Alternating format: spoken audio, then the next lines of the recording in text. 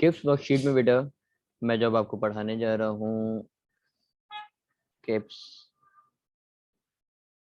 Worksheet topic 2 में आपसे discuss करूंगा बेटा वर्क एंड एनर्जी से रिलेटेड। एमसीक्यू नंबर 1 पढ़ेंगे। एमसीक्यू नंबर 1 में आपसे क्या कहा? एमसीक्यू नंबर 1 में आपसे कह रहा है at what angle work done will B maximum. तो आप तमाम लोगों को बेटा ये बात पता होगी कि वर्क की आपके पास तीन तरह की टाइप्स थी। एक में आप एंगल 0 कंसीडर करते हैं। सेकंड केस की अगर मैं आपसे बात करूं तो एक में एंगल आप 90 कंसीडर करते हैं। और थर्ड वाले केस की अगर मैं बात करूं तो उसमें आप एंगल कंसीडर करते हैं 180। बेटा कॉस जिसमें मतलब आप अगर एंगल 0 कंसीडर करते तो इस वर्क को आप पुकारते थे कि ये वर्क मैक्सिमम कहलाता है। अगर 90 कंसीडर करते हैं तो ये वर्क मिनिमम कहलाता है। और अगर 180 कंसीडर करेंगे तो ये वर्क आपके पास क्या कहलाएगा? नेगेटिव कहलाएगा। अब राइट आपसे कहा गया वर्क मैक्सिमम कौन सा एंगल पे होगा, तो यकीनन आप जो आंसर इस पर सेलेक्ट करेंगे वो ऑप्शन नंबर ए है, यानी 0 डिग्री। एमसीक्यू नंबर 1 के बाद एमसीक्यू नंबर 2 अगर मैं आपसे पढ़ूं, एमसीक्यू नंबर 2 पढ़ते हैं जरा क्या बोल रहे हैं। एमसीक्यू नंबर 2 में आपसे कहा which one of the following is a greater work.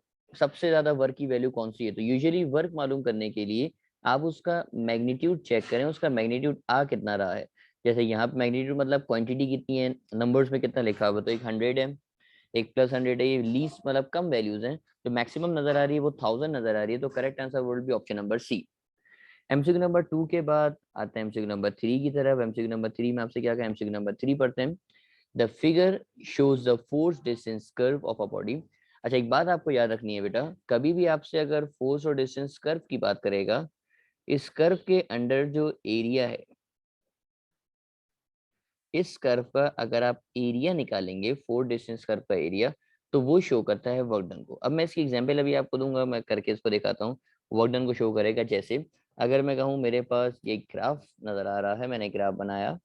इस ग्राफ पे मैंने कहा कि भाई ये ग्राफ है मेरे पास फोर्स और डिस्टेंस या फिर डिस्प्लेसमेंट से रिलेटेड, मैंने ऐसे ग्राफ बनाया।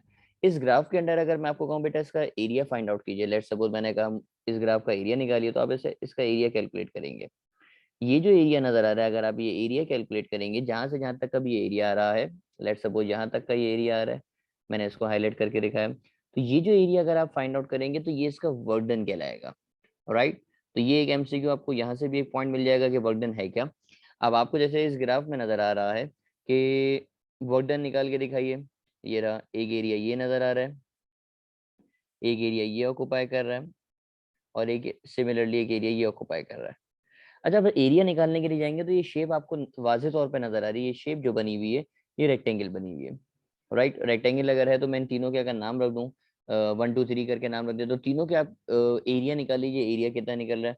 मुझे बताइए इसकी जो लेंथ नजर आ रही है, जो लेंथ बनी हुई नजर आ रही है वो ये रही 10, और यहाँ पे नजर आ रही है 0 से लेकर 10 तक, तो लेंथ तो 10 नजर आ रही है। जबकि जो इसकी ब्रेथ नजर आ रही है बेटा, ये ब्रेथ अगर मैं बोलूँ तो बेटा ये नजर आ रही है कहाँ से कहाँ तक, तो आप बोलेंगे सर ये नजर आ रही है 10 से 11 तक।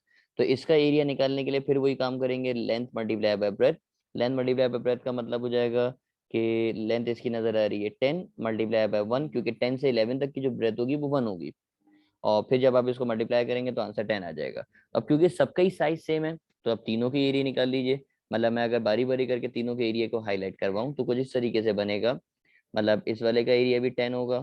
अच्छा ये तो एरिया 10 निकाला हुआ, ये भी एरिया मेरे पास 10 होगा। जबकि ये वाला जो एरिया नजर आ रहा है ये फोर्स माइनस में, तो इसका मतलब इसका जो एरिया होगा वो -10 होगा। अब आप तीनों के जब आप एरिया सम करेंगे तो एक +10 होगा, दूसरा -10 है, और तीसरा फिर दोबारा +10। तो +10 और -10 तो आपस में कैंसिल हो जाएगा क्योंकि एक एरिया डाउनवर्ड आ रहा था। इसका मतलब जो आंसर बचेगा वो कितना बचेगा? 10। और अब आपने जो एरिया निकाला है असल में ये एरिया शो करेगा वर्क डन को। अब वर्क डन को अगर शो करे तो इसका मतलब वर्क का आंसर आ जाएगा 10 जूल्स। तो करेक्ट आंसर हो जाएगा ऑप्शन नंबर ए आपके पास। तो मेरे ख्याल में अब ये कैलकुलेट करना आ गया होगा कि किस तरीके से आप इसको कैलकुलेट कर सकते हैं। अगले एमसीक्यू की तरफ आएंगे बेटा। अगला एमसीक्यू नजर आ रहा है मुझे एमसीक्यू नंबर 4। एमसीक्यू नंबर 4 में आपसे क्या कहा कि work will be 0 if angle between the force and the displacement is dash. तो मैं ऑलरेडी आपको बेटा एमसीक्यू नंबर 1 में पढ़ा कर आया था कि आपका जो वर्क है वो मिनिमम होगा। वर्क मिनिमम का मतलब इसको 0 भी तो कहा जा सकता है, मतलब एंगल अगर 90 डिग्री बन रहा है, 90 डिग्री का मतलब लेट सपोज आपके पास, अच्छा चलो मैं 0 वर्क की एग्जांपल भी आपको देता हूँ, बड़ी इंटरेस्टिंग एग्जांपल मेरे पास है कि मैंने इस तरीके से इंक्लाइन प्लेन बनाया। इंक्लाइन प्लेन बनाने के बाद मैंने एक बॉडी को उसके ऊपर प्लेस करा। अच्छा बॉडी प्लेस करने के बाद अगर मैं कहूँ कि बेटा ये मूव करके डाउनवर्ड आ रहा है, डाउनवर्ड मूव कर रहा है, तो डिस्प्लेसमेंट को मैंने डी से लिख दिया। अच्छा, अब मैं अगर इसका नॉर्मल रिएक्शन बनाता हूँ बेटा, नॉर्मल रिएक्शन अगर मैंने इसका बनाया, लेट्स सपोज ये रहा मेरे पास का नॉर्मल रिएक्शन, नॉर्मल रिएक्शन को मैंने लिख दिया आर से। अब मुझे बताइए डिस्प्लेसमेंट और नॉर्मल रिएक्शन का जो एंगल आ रहा है, मतलब डिस्प्लेसमेंट ऐसे डाउनवर्ड आ रही है, इसको मैंने डी से लिख दिया, डिस्प्लेसमेंट इस तरीके से डाउनवर्ड, जबकि नॉर्मल रिएक्शन ये आ रहा है। अब मुझे बताइए इन दोनों के दरमियान जो एंगल बन रहा है, तो आप बोलेंगे सर इनके दरमियान जो एंगल बन रहा है वो 90 डिग्री बन रहा है, इसका मतलब इससे कोई वर्क हो ही नहीं रहा, मतलब नॉर्मल रिएक्शन इसमें वर्क में हेल्प आउट कर ही नहीं रहा। तो ये भी एमसीक्यू बन सकता है कि work done by the normal reaction. इसको भी मैं चलो थोड़ा सा और डिफाइन कर देता हूँ बेटा, ताकि आपके लिए हेल्प हो जाए। मैं इसको लिख के दिखाता हूँ, ये रहा, work done by the normal reaction is zero, work done by the normal reaction is zero। Normal reaction का जो वर्क डन है बेटा वो जीरो के बराबर होगा। अच्छा, अब एंगल जो बन रहा है वो 90 डिग्री बन रहा है। बहरहाल इस एमसीक्यू का करेक्ट जवाब अगर आप देखने के लिए जाएंगे तो आप बोलेंगे सर अब आंसर तो मैच ही नहीं हो रहा, आप तो कह रहे हैं कि भाई एंगल 90 डिग्री होगा, जबकि ऑप्शन में आपको ऐसा नजर ही नहीं आ रहा।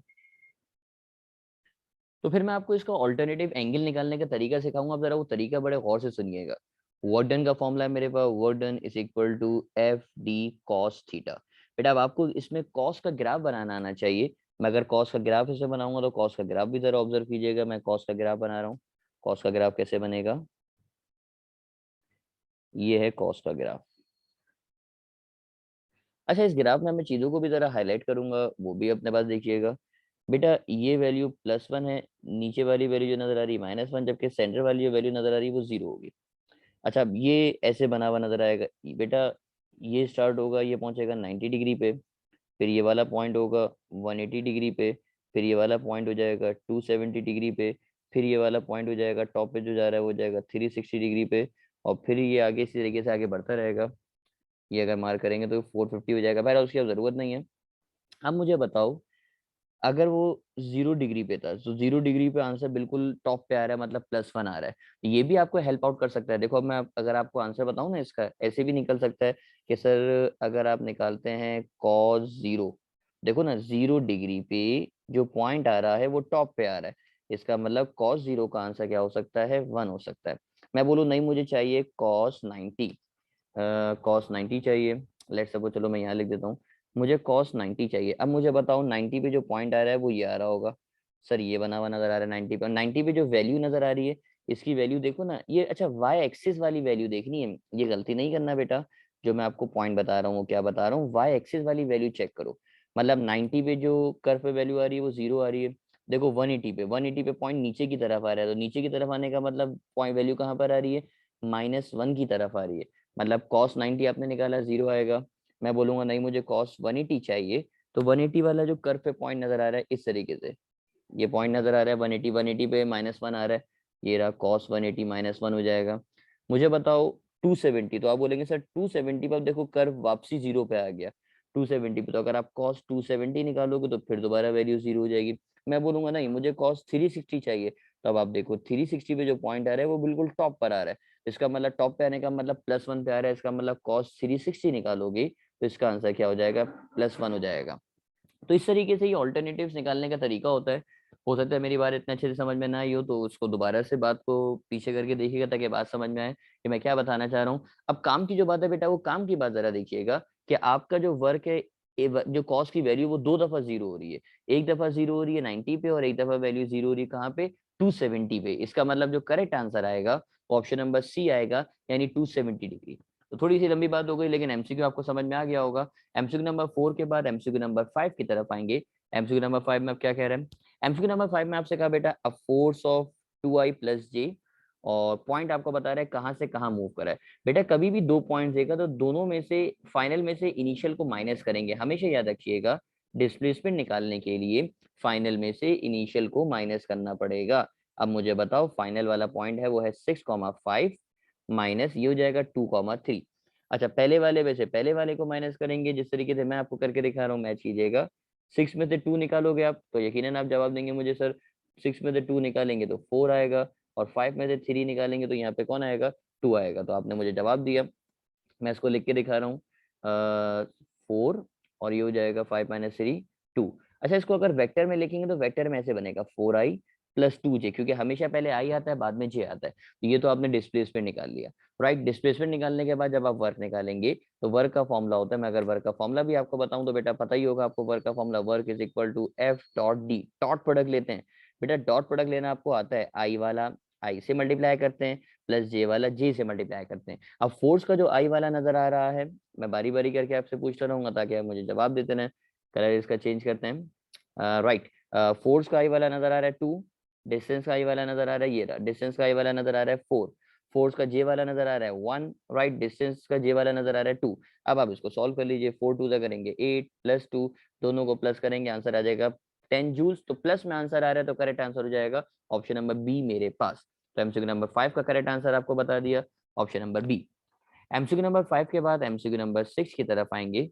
एमसीक्यू नंबर 6 भी बड़ा इंटरेस्टिंग सवाल है। एमसीक्यू नंबर 6 में आपसे कहा at what angle the work done will be half of its maximum value. अच्छा जी, अब आपसे कह रहे हैं कि भाई जो आपका किस एंगल पे जो आपका वर्क है वो क्या हो जाएगा, हाफ हो जाएगा उस वैल्यू की जो मैक्सिमम है। अब सवाल को थोड़ा सा सॉल्व करना पड़ेगा ताकि मैं आपको सिखा सकूं। अब इसका तरीका भी बेटा देखिएगा किस तरीके से कर सकते हैं। अब उसने कहा कि नया जो वर्क डन है, नया वर्क डन का मतलब मैं इसको सॉल्व अगर करूं, नया वर्क डन का मतलब डब्ल्यू, अच्छा क्या है, हाफ है। हाफ का मतलब मैंने 1/2 लिखा उस वर्क के जो मैक्सिमम है। तो मैक्सिमम वैल्यू का मतलब मैंने लिख दिया डब्ल्यू मैक्स, राइट। यानी जो नया वर्क है डब्ल्यू वो हाफ है उस वर्क के जो मैक्सिमम है। बेटा बात को बड़े गौर से सुनिएगा, तो डब्ल्यू नजर आ रहा है, ये वर्क लिखा हुआ। कि आप लोगों ने वर्क का फॉर्मूला नहीं पढ़ा तो आप मुझे बोलेंगे यस सर हमने वर्क का फॉर्मूला पढ़ा है, work is equal to F D cos theta, यहाँ पे लिखा हुआ है हाफ, जबकि ये नजर आ रहा है डब्ल्यू मैक्स। डब्ल्यू मैक्स का मतलब है वर्क मैक्सिमम। बेटा अगर वर्क मैक्सिमम होगा ना तो वर्क मैक्सिमम में एक बात याद रखिएगा, जो कॉस नजर आ रहा है आपको बना हुआ, ये कॉस थीटा नहीं आएगा। क्यों? क्योंकि वर्क मैक्सिमम है और आपको पता है बेटा कॉस की वैल्यू जो मैक्सिमम होती है, मैक्सिमम का मतलब ज्यादा से ज्यादा जो कॉस की वैल्यू होती है वो 1 होती है। ये बात आप सबको पता है, 1 से बड़ी वैल्यू आ ही नहीं सकती। मतलब आप कॉस को नहीं रखेंगे, मैंने कॉस पे छोटा सा लगा दिया, क्रॉस क्रॉस नहीं आएगा वर्क अगर मैक्सिमम है। अब मुझे मेरी बात का जवाब दीजिएगा, मैं इसकी वैल्यू फाइंड आउट करना चाह रहा था, मैं कैसे फाइंड आउट करूंगा, जरा फॉर्मूले को मैंने सिंप्लीफाई करा, मैंने दोबारा लिखा F D cos theta is equal to half of F D, इस तरीके से लिखा। अब मुझे मेरी बात का जवाब दीजिएगा, कुछ कैंसिल अगर नहीं हो रहा,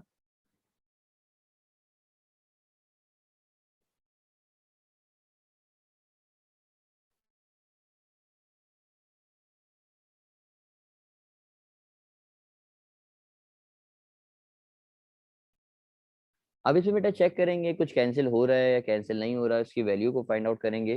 देखो पहले फॉर्मूले को मुझे दोबारा लिखना पड़ेगा, इसमें एरर आ गया। ओके, ये हो जाएगा F D cos theta is equal to half, और ये एफ डी आ जाएगा। मैंने कहा ना कॉस नहीं आएगा क्योंकि भाई मैक्सिमम वर्क में कॉस की हमें जरूरत नहीं है। मैंने फिर इसको लिखना चाहा, मैंने कहा यार एफ से एफ कैंसिल, डी से डी कैंसिल, जो बच गया वो कौन है? तो आप मुझे बोलेंगे सर जो बच गया हमारे पास वो यहाँ पे नजर आ रहा है इस तरीके से, जो बच गया वो नजर आ रहा है cos theta is equal to 1/2। अब आप मुझे बताओ cos की वैल्यू 1/2 कब होती है? ये बात आपको फाइंड आउट करनी पड़ेगी और ये बात आपको अच्छे तरीके से आती है।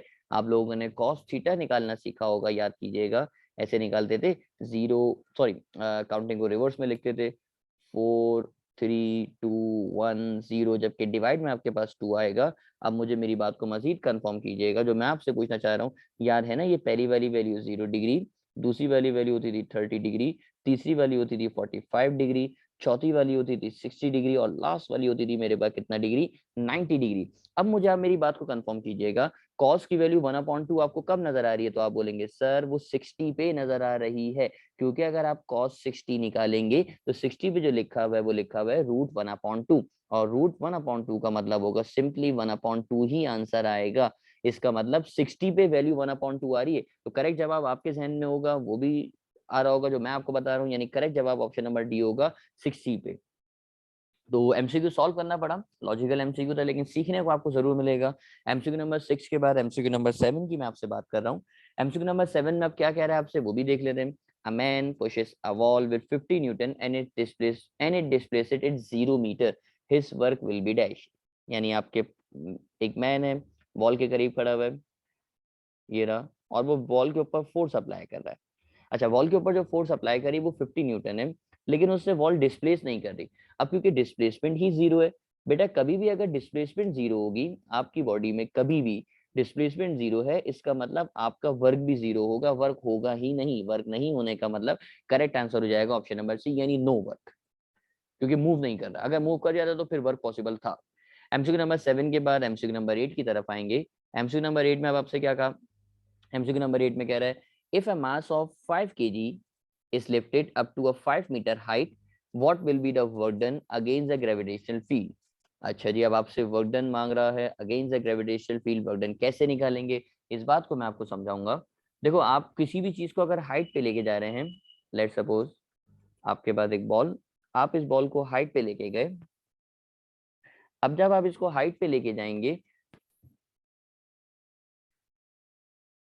तो जाहिर सी बात है आप कुछ ना कुछ वर्क करेंगे। अच्छा, आपने जो वर्क किया, असल में इस वर्क करने की वजह से इसके पास जो एनर्जी आ गई है वो आ जाएगी potential energy.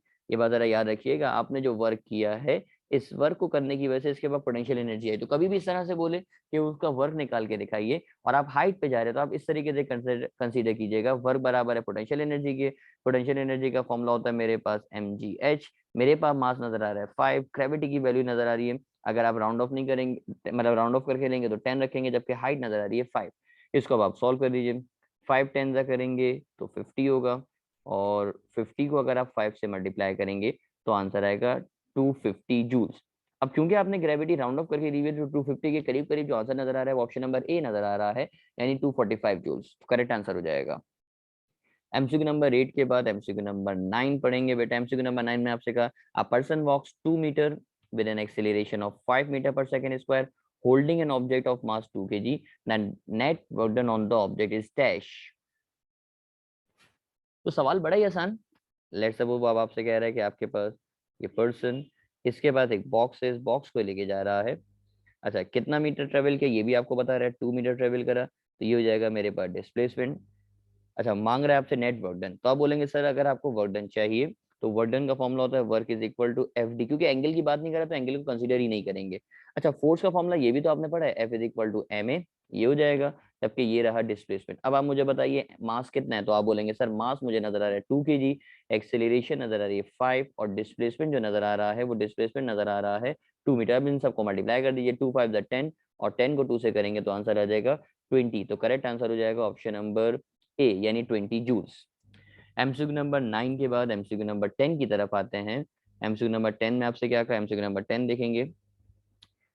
A force of 3i plus 2j plus 4k gives displacement of 10 joule meter. The work done will be dash। अब देखो वर्क का फॉर्मूला होता था work is equal to F dot D, और डॉट प्रोडक्ट निकालते थे आई वाला आई से, जे वाला जे से, के वाला के से। लेकिन अब डिस्प्लेसमेंट क्योंकि सिर्फ जे पे नजर आ रही है, जे का मतलब है वाई एक्सिस पे, इसका मतलब आपको सिर्फ फोर्स भी वाई एक्सिस वाले की जरूरत है, यानी अब आपको फोर्स आई वाली और के वाली नहीं चाहिए। फोर्स जो जे वाली नजर आ रही है वो 2 नजर आ रही है, जबकि डिस्प्लेसमेंट नजर आ रहा है 10, तो 2 को 10 से अगर आप मल्टीप्लाई करेंगे तो आंसर आ जाएगा 20 जूल। तो करेक्ट आंसर हो जाएगा कौन सा ऑप्शन, ऑप्शन नंबर ए। एमसीक्यू नंबर 10 भी अब आपके लिए आसान हो गया।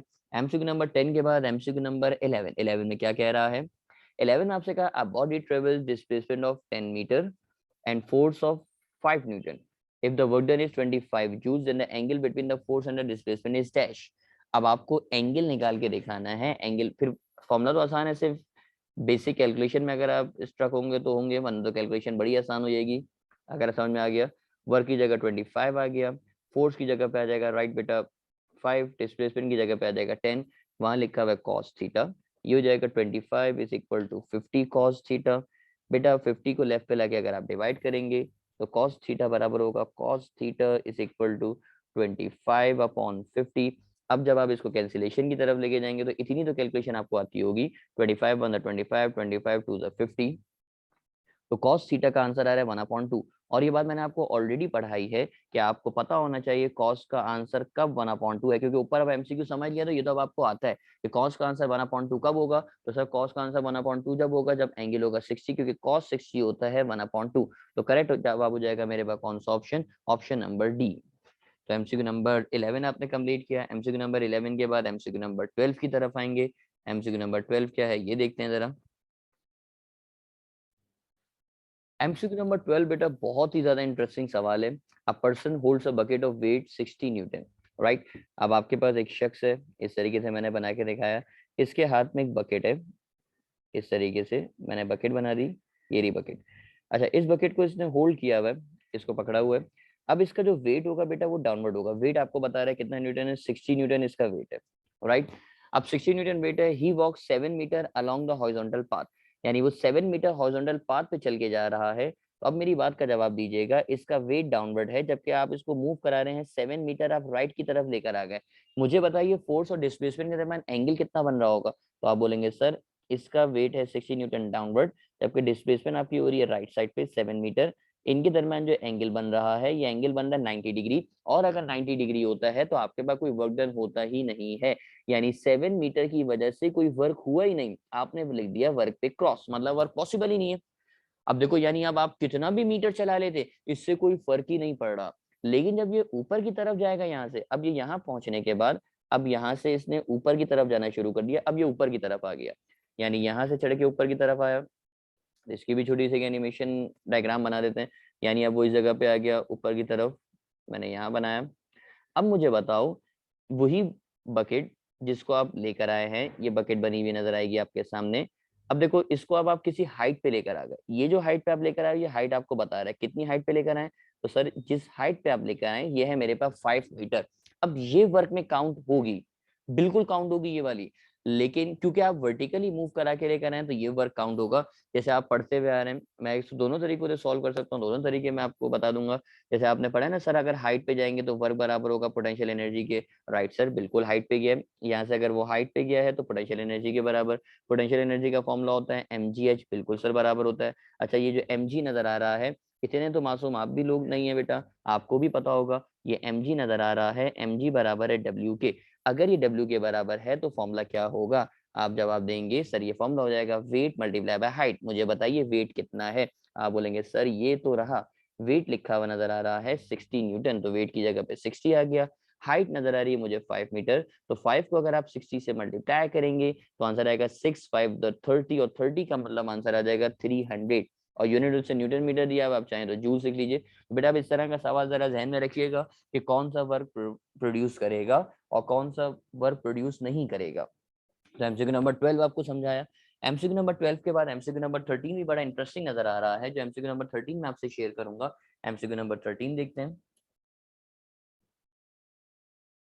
एमसीक्यू नंबर 13 में आपसे कहा, a force F acting on an object varies with the distance as shown in the figure, the work done by the force in moving the object from 0 to 6। आपको अभी थोड़ी देर पहले बताया था बेटा, इस तरह का अगर आपको वर्क फाइंड आउट करना है तो ये इसका एरिया निकालना पड़ेगा, राइट। ये जो इसका एरिया नजर आ रहा है, उसको मैं यहाँ पे ड्रॉ करके दिखा दूंगा आपके सामने इस तरीके से। ये पूरा एरिया आपको निकाल के दिखाना होगा। अच्छा, अब ये जो शेप आपको नजर आ रही है, इसको दो तरीकों से कर सकते हैं। या तो पहले इसको स्क्वायर और ट्रायंगल मानेंगे, एक को स्क्वायर बोलेंगे एक को ट्रायंगल, या पूरी जो शेप नजर आ रही है, इस पूरी शेप को एक और नाम से पुकार सकते हैं, जिसको मैं आपको लिख के दिखा रहा हूँ बेटा। नाम पढ़िएगा, क्या लिखा है, ट्रापीजियम। ये पूरी शेप का नाम ट्रेपीजियम होता है, जिसको आप ट्रेपीजियम के नाम से पुकार सकते हैं। अब ट्रेपीजियम के एरिया का फॉर्मूला क्या होता है, तो मैं अगर आपको बताऊं तो उस फॉर्मूले को जरा देखिएगा। ट्रेपीजियम के एरिया का फॉर्मूला होता है half into base into sum of parallel sides, right. ये फॉर्मूला आपके पास आ गया, half into base into sum of parallel sides. बेटा अब इसमें पैरेलल साइड जो आपको नजर आएंगे, वो पैरेलल साइड्स मैं आपको बताऊंगा, जरा देखिएगा। एक पैरेलल साइड तो आपको ये वाली नजर आ रही है, ये वाली। दूसरी पैरेलल साइड ये नजर आ रही है, मैंने जो ब्लू से हाईलाइट करी बेटा, ये इसकी पैरेलल साइड। नीचे वाली तो बहुत ज्यादा बोल्ड हो गई, ये रही नीचे वाली साइड, मैंने इसको बनाया। अब आप देखो, सम ऑफ पैरेलल साइड है, तो सम ऑफ पैरेलल साइड का मतलब इसको आपको ऐड करना पड़ेगा। तो मैं चाह रहा था इसको ऐड करना, ऐड करने के लिए मैं इसको लिख के दिखाऊंगा, जरा मैच कीजिएगा। हाफ बेस अभी थोड़ी देर में रखते हैं, सही है।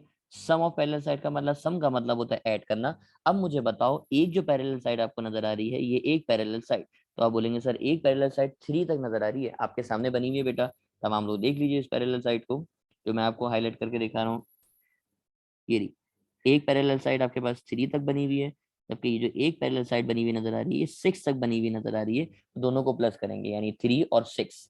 जबकि जो बच जाएगा बेटा, जो चीज बच गई वो अब आपकी बेस कहलाएगी, यानी ये जो नजर आ रहा है ये वाली साइड, ये जो बच गई है इसको अब आप पुकारेंगे बेस के नाम से, ये बेस कहलाएगी। अब मुझे बताइए बेस कहाँ से कहाँ तक है, तो यकीनन आप जवाब देंगे सर जो बेस नजर आ रही है वो बेस नजर आ रही है कहाँ से कहाँ तक, 0 से 3 तक, तो बेस की जगह पे आ जाएगा 3। अब आप इसको सॉल्व कर लीजिए, हो जाएगा 1/2 3, 3 और 6 को प्लस करेंगे तो 9 होगा।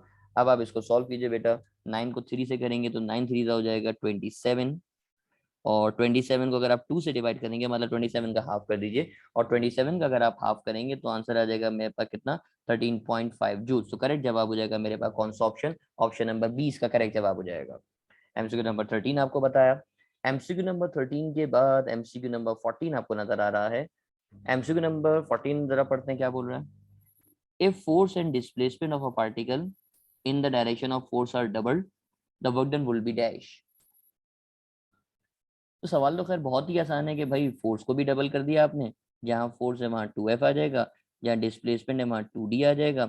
अब मुझे बताओ बेटा वर्क का जो फॉर्मूला आपने पढ़ा है, वो वर्क का फॉर्मूला यकीनन पढ़ा होगा। वर्क का formula work is equal to F.D या FD cos थीटा या सिंपल FD करके लिख दिया, ये हो जाएगा 2F, हो जाएगा 2D।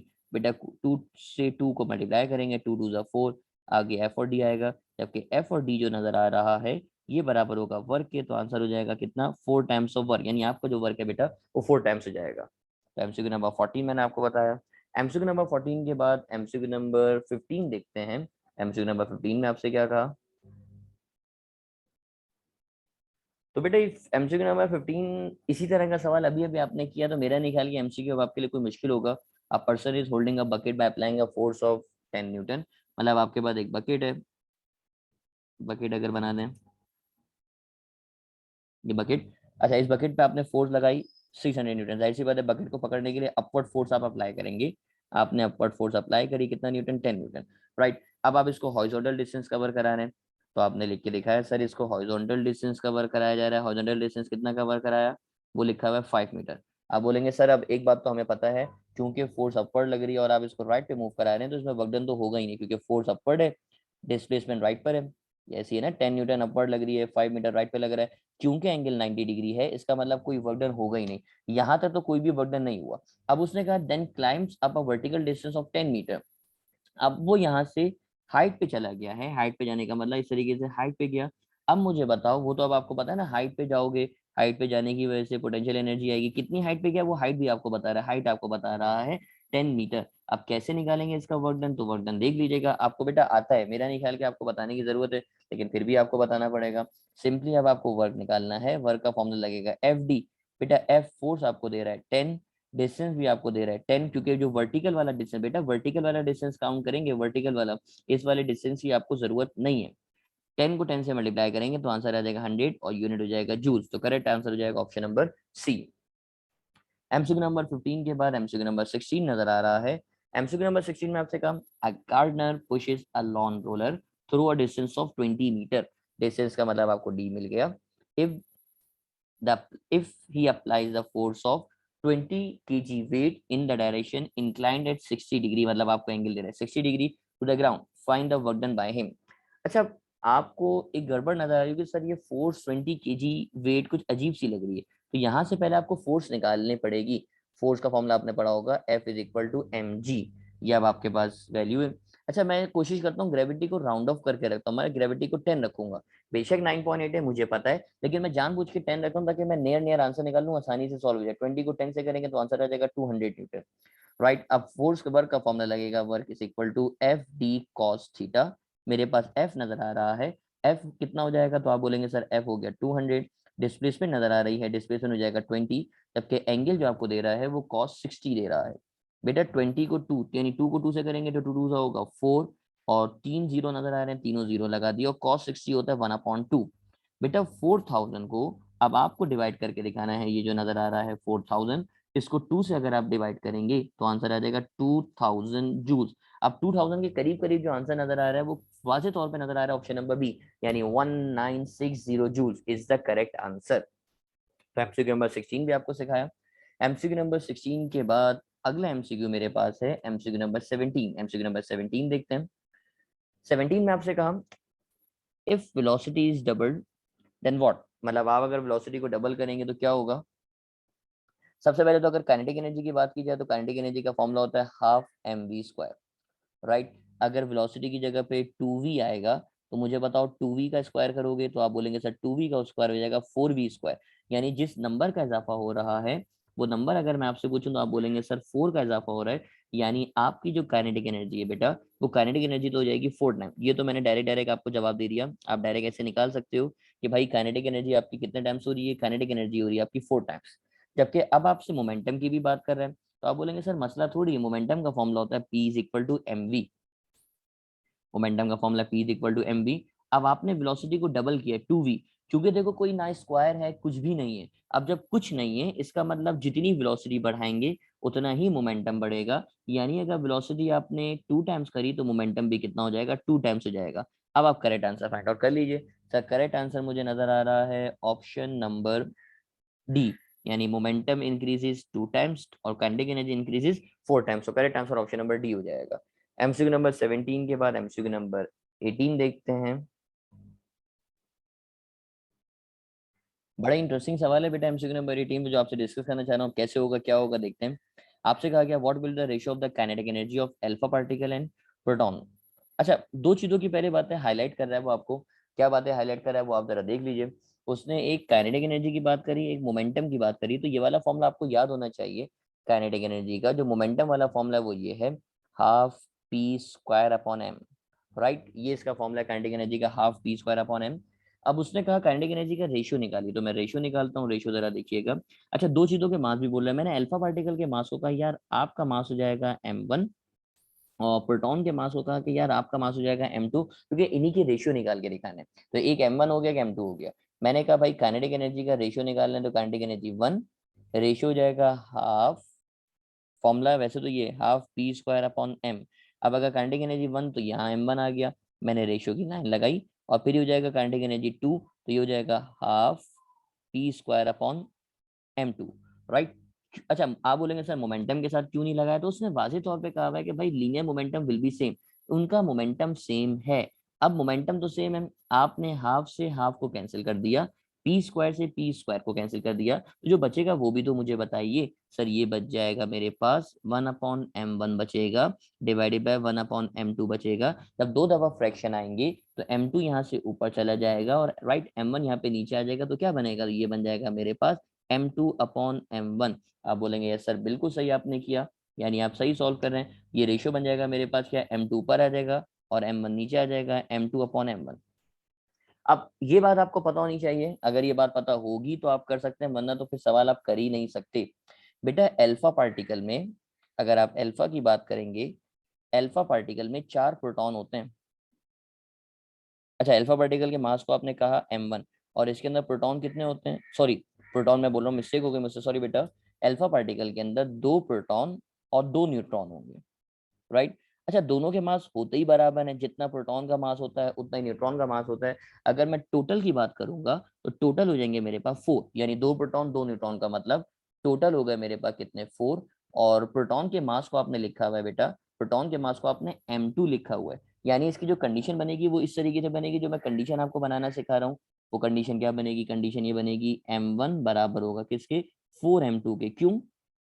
क्योंकि सर अल्फा पार्टिकल में 2 प्रोटॉन 2 न्यूट्रॉन टोटल 4 होंगे। बात समझना मैं क्या बोल रहा हूँ। अल्फा को मैंने कहा क्या? अल्फा को मैंने कहा m1। m1 यानी अल्फा पार्टिकल बराबर है 2 प्रोटॉन 2 न्यूट्रॉन के, टोटल 4 है, तो m1 की जगह 4m2 आएगा। अब आप यहाँ पे रखिए ना बेटा, जहाँ पे m1 नजर आ रहा है वहां 4m2 आएगा।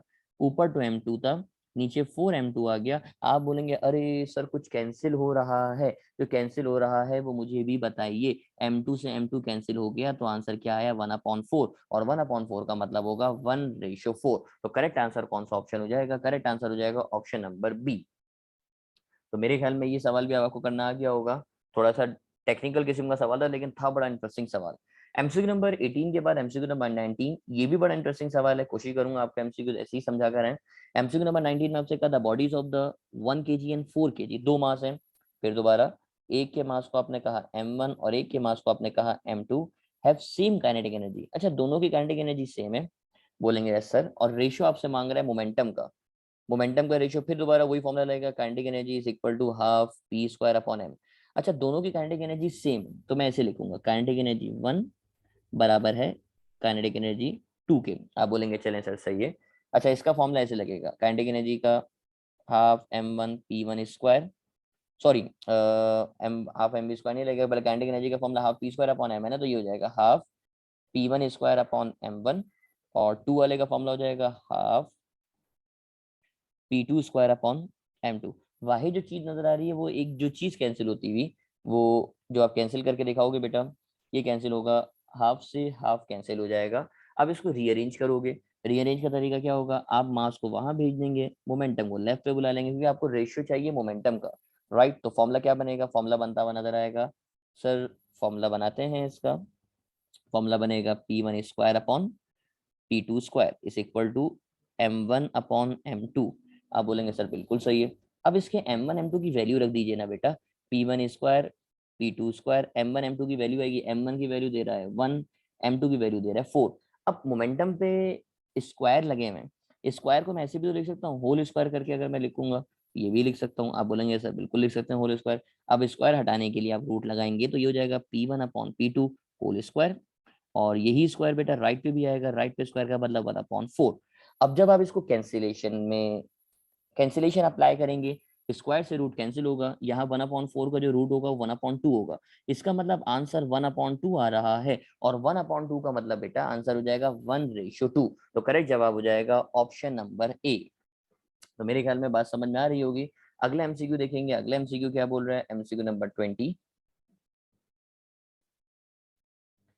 तो सवाल में आपसे कहा गया the velocity and the momentum of a moving body. अच्छा, मूविंग बॉडी का मोमेंटम और वेलोसिटी आपको दे रहा है, पहले वेलोसिटी दे रहा है v, बाद में मोमेंटम दे रहा है, तो मोमेंटम को लिख दिया p से।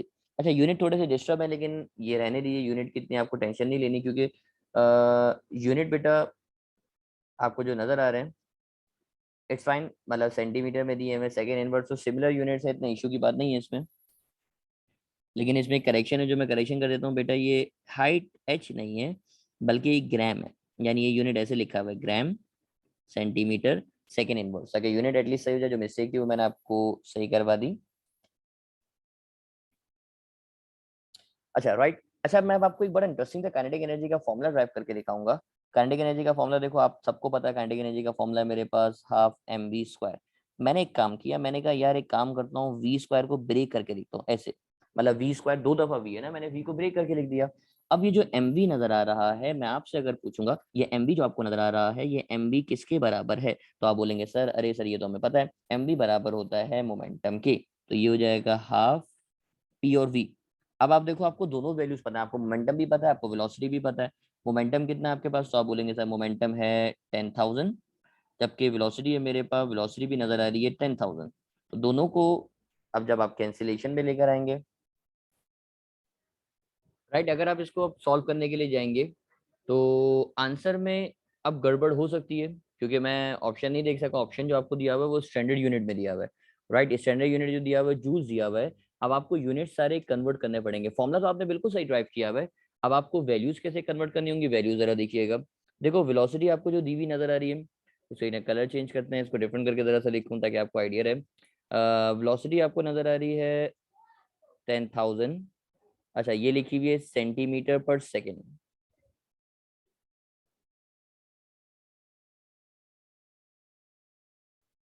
राइट। अब जो वेलोसिटी बेटा आपको नजर आ रही है, वेलोसिटी मैं आपको लेके दिखा दूं, वेलोसिटी आपको नजर आ रही है v is equal to 10,000 centimetre per second.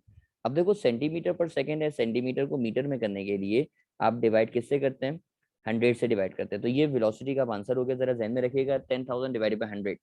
जबकि अब जो मोमेंटम नजर आ रहा है, मोमेंटम नजर आ रहा है, मोमेंटम भी नजर आ रहा है 10,000, लेकिन इसके यूनिट में लिखा हुआ है gram, right, gram centimetre second inverse. अब ये यूनिट कन्वर्जन कैसे होगी, ये भी मैं आपको बताऊं, ग्राम सेंटीमीटर पर सेकेंड। अब देखो ग्राम को किलोग्राम में करने के लिए क्या करते हैं, तो आप बोलेंगे सर ग्राम को किलोग्राम में करने के लिए 1000 से डिवाइड करते हैं, मैंने 1000 लिखा, और सेंटीमीटर को मीटर में करने के लिए 100 से डिवाइड करते हैं, तो मैंने 100 लिख दिया। तो इस तरीके से बेटा आपको वैल्यूज पुट करने पड़ेंगे, वरना आपका आंसर गलत हो सकता है। वेलोसिटी और मोमेंटम दोनों स्टैंडर्ड यूनिट्स में आपके पास होने चाहिए।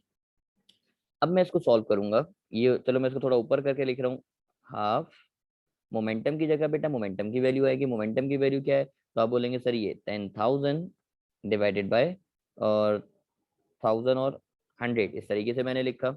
जबकि बराबर में वेलोसिटी लिखी हुई है ना भाई, मोमेंटम और वेलोसिटी। अब जो वेलोसिटी नजर आ रही है मेरे पास, तो वेलोसिटी नजर आ रही है वो क्या है, ये रही 10,000 अपॉन 100। अब इस पे सिर्फ कैंसिलेशन करनी है और कुछ भी नहीं है आपके पास बेटा। कैंसिलेशन करेंगे जरा देखिएगा। सबसे पहले तो ये 2 0 से ये 2 0 कैंसिल, ये 3 0 से ये 3 0 कैंसिल, राइट। मजीद अगर आप कैंसिलेशन करेंगे तो ये 100 वाले जीरो से ये पूरा का पूरा 100 कैंसिल। अब जो बच रहा है वो कुछ भी नहीं बच रहा है सिवाय इस 10 के, और वहां बच रहा है 1/2। अब इसके लिए जगह मेरे पास थोड़ी सी कम हो गई, तो जगह मुझे बनाने पड़ेगी, राइट। जो बच रहा है मुझे बताइएगा जरा। ये बच रहा है मेरे पास कौन, 1/2। 1/2 का मतलब होता है बेटा बेटा 0.5, राइट। 1/2 का मतलब 0.5 है। जबकि यहाँ पे सिर्फ ये 10 बच रहा है, बाकी सब इस्तेमाल हो गए हैं। बाकी आपके सामने मैंने इस्तेमाल करके देखा है, सब कैंसिलेशन हो गया। ये पूरा का पूरा 100 नीचे वाला कैंसिल हुआ, बता। 100 सही नजर नहीं आ रहा, मैं पूरा ऐसे कैंसिल कर दिया। सिर्फ 10 बचा हुआ है। 0.5 को 10 से मल्टीप्लाई करेंगे तो आंसर आएगा 5 जूल्स। तो करेक्ट जवाब जो नजर आ रहा है वो ऑप्शन नंबर डी नजर आ रहा है, यानी 5 जूल। तो बड़ा ही टेक्निकल किस्म का सवाल हो गया आपके पास। मैंने पूरी कोशिश करी कि मैं आपको अच्छे से समझा कर रहा हूँ, लेकिन समझाने में टाइम इसको लगा और लेक्चर थोड़ा सा लेंदी भी होता जा रहा है। बहरहाल एमसीक्यू नंबर 20 आपको मैंने करके रखा है। एमसीक्यू नंबर 20 के बाद एमसीक्यू नंबर 21 मुझे नजर आ रहा है। एमसीक्यू नंबर 21 में देखूंगा जरा क्या है। एमसीक्यू नंबर 21 में आपसे कहा, if momentum of a moving object is doubled. आपने मोमेंटम को डबल किया है, जहां पी होगा बेटा वहां 2p हो जाएगा। और काइनेटिक एनर्जी आपसे मांग रहा है, तो काइनेटिक एनर्जी का फॉर्मूला राइट आप सबको पता है। Kinetic energy is equal to half P square upon M.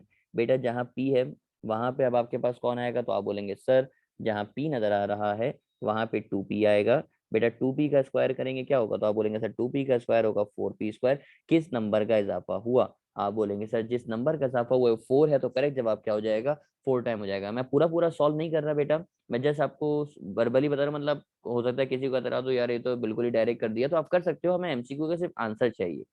MCQ number 21 के बाद एमसीक्यू नंबर 22 नजर आ रहा है। एमसीक्यू नंबर 22 में आपसे कहा था momentum and the kinetic energy of the ball is numerically equal. यानी जितना मोमेंटम है उतनी ही काइनेटिक एनर्जी है। तो numerical value of the velocity, आपसे वेलोसिटी की वैल्यू मांग रहा है। तो बेटा अब जो कंडीशन बोल रहे हो वो कंडीशन अप्लाई करें ना। अब आपसे कंडीशन रही मोमेंटम और काइनेटिक एनर्जी दोनों इक्वल हैं, तो आपने लिखा सर मोमेंटम बराबर है काइनेटिक एनर्जी के। मोमेंटम का फॉर्मूला होता है mv और काइनेटिक एनर्जी का फॉर्मूला है हाफ mv स्क्वायर, राइट। मैंने फॉर्मूला अप्लाई किए। अब जो कैंसिलेशन हो रही है वो कैंसिलेशन मुझे बता दीजिए। मास से मास कैंसिल हो गया और v से ये स्क्वायर क्या हो जाएगा, कैंसिल हो जाएगा। तो जो बचेगा वो भी मुझे बताइए सर। लेफ्ट पे कुछ नहीं बचेगा, कुछ नहीं होने का मतलब 1 हो जाएगा, इज इक्वल टू हाफ और v। 2 वहां जाके मल्टीप्लाई होगा तो v is equal to 2 is equal to v। या फिर आंसर आ जाएगा v is equal to 2 metre per second. तो ये इसकी वेलोसिटी का आंसर आ गया। करेक्ट आंसर हो जाएगा मेरे पास option number B, 2 metre per second square. MCQ number 22 के बाद एमसीक्यू नंबर 23 नजर आ रहा है। एमसीक्यू नंबर 23 में क्या कहा, kinetic energy of a moving body, kinetic energy of a moving body with the speed of 10 metre per second is 30 joules. आपको काइनेटिक एनर्जी दे रहे हैं। If its speed becomes 40 metre per second, speed आपने 40 metre per second कर दी तो kinetic energy कितनी होगी। इस सवाल को करने का मैं एक तरीका शेयर करता हूँ आपसे कि भाई आप स्पीड बाद में कितनी हो गई, तो आप बोलेंगे सर बाद में हो गई 40। पहले कितनी थी, तो आप बोलेंगे सर पहले थी 10। तो आप मुझे बताइए कितने टाइम्स होगी। मैं अगर आपसे टाइम में करवाऊँ, भाई बाद में 40 हो गई पहले 10 थी, कैंसिलेशन करेंगे तो 10 × 10 10 4 40। यानी जो आपकी वेलोसिटी बेटा वो 4 टाइम्स हो गई। जरा इस बात को ध्यान में रखिएगा, यानी आपकी वेलोसिटी 4 टाइम्स हो गई। 4 टाइम्स का मतलब जहाँ पे v है वहां पे अब 4v आ सकता है, राइट। तो आप बोलेंगे चले सर सही है, हम आपकी बात मान लेते हैं, जहाँ v है वहां 4v। अब मुझे बताओ काइनेटिक एनर्जी का जो फॉर्मूला है, जो आप लोगों ने पढ़ा हुआ है काइनेटिक एनर्जी का फॉर्मूला, वो शेयर कीजिएगा। काइनेटिक एनर्जी का फॉर्मूला है kinetic energy is equal to half mv square, right. जहां v है बेटा वहां 4v आएगा, तो आप बोलेंगे यस सर 4v आएगा। 4v का स्क्वायर करेंगे तो आंसर क्या आएगा, तो आप बोलेंगे सर 4v का स्क्वायर करेंगे तो आंसर हो जाएगा 16v स्क्वायर। यानी काइनेटिक एनर्जी आपकी कितने टाइम्स होती हुई नजर आ रही है, तो आप बोलेंगे सर हमें तो यहाँ पे 16 टाइम्स होती हुई नजर आ रही है, 16 v स्क्वायर। लेकिन अच्छा मैंने अभी भी एक बार इसमें नोटिस करी कि मुझे इसमें एक एरर नजर आ रहा है सवाल में। ताकि पूरा सवाल गलत ना हो तो मैं पहले इसको सही कर दूं। बेटा ये 40 मीटर पर सेकंड नहीं है स्पीड, बल्कि स्पीड जो है वो 30 मीटर पर सेकंड है। जो वर्कशीट में दिया हुआ है वो 30 दिया हुआ है। उसको करेक्ट कर लेना ताकि हमारा पूरा सवाल गलत ना हो। तो बेटा वेलोसिटी 40 के बजाय ये 30 हो जाएगी। सेम यहाँ पे 30 और इसको डिवाइड करेंगे तो आंसर 3 आएगा, यानी आपकी वेलोसिटी 3 टाइम्स होगी। अगर 3 टाइम्स होगी तो ये 4 भी नहीं होगा बल्कि कौन होगा, 3 भी होगा, राइट। अब आप इसको 3v को अगर आप चेंज करेंगे तो ये हो जाएगा मेरे पास, सर ये 4 भी नहीं आएगा बल्कि 3 भी आएगा, मैंने 3 भी लिख के दिखाया। जबकि फिर जो नजर आ रहा है मेरे पास ये 3v का स्क्वायर कितना हो जाएगा, 9v स्क्वायर, यानी आपकी काइनेटिक एनर्जी 9 टाइम्स हो जाएगी, क्योंकि 9 का इजाफा हो रहा है। इसका मतलब आपकी जो काइनेटिक एनर्जी है बेटा, जो नई काइनेटिक एनर्जी वो कितने टाइम्स हो जाएगी, 9 टाइम्स हो जाएगी। अच्छा, अब 9 टाइम्स अगर हो रही है तो मुझे बताओ पहले वाली जो काइनेटिक एनर्जी वो 30 है, 9 को 3 से मल्टीप्लाई करेंगे तो 9 3 होता है 27, तो करेक्ट आंसर हो जाएगा 270 जूल, और करेक्ट आंसर होगा ऑप्शन नंबर डी मेरे पास। तो एमसीक्यू नंबर 23 आपको समझाया। एमसीक्यू नंबर 23 के बाद आएंगे एमसीक्यू नंबर 24 की तरफ। ये रहा एमसीक्यू नंबर 24।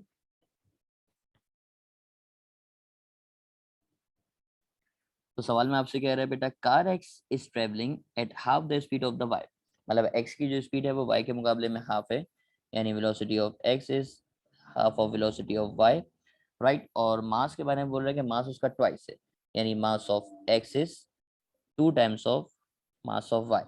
अब आपसे उसने मांगी है कौन सी स्टेटमेंट सही है कौन सी स्टेटमेंट गलत है। मैं सिंपल काइनेटिक एनर्जी का फॉर्मूला आपके सामने अप्लाई करूंगा। काइनेटिक एनर्जी का formula, kinetic energy is equal to half mv square, right. मैं काइनेटिक एनर्जी x के बारे में रख रहा हूँ, मैंने x रखा और x रखा।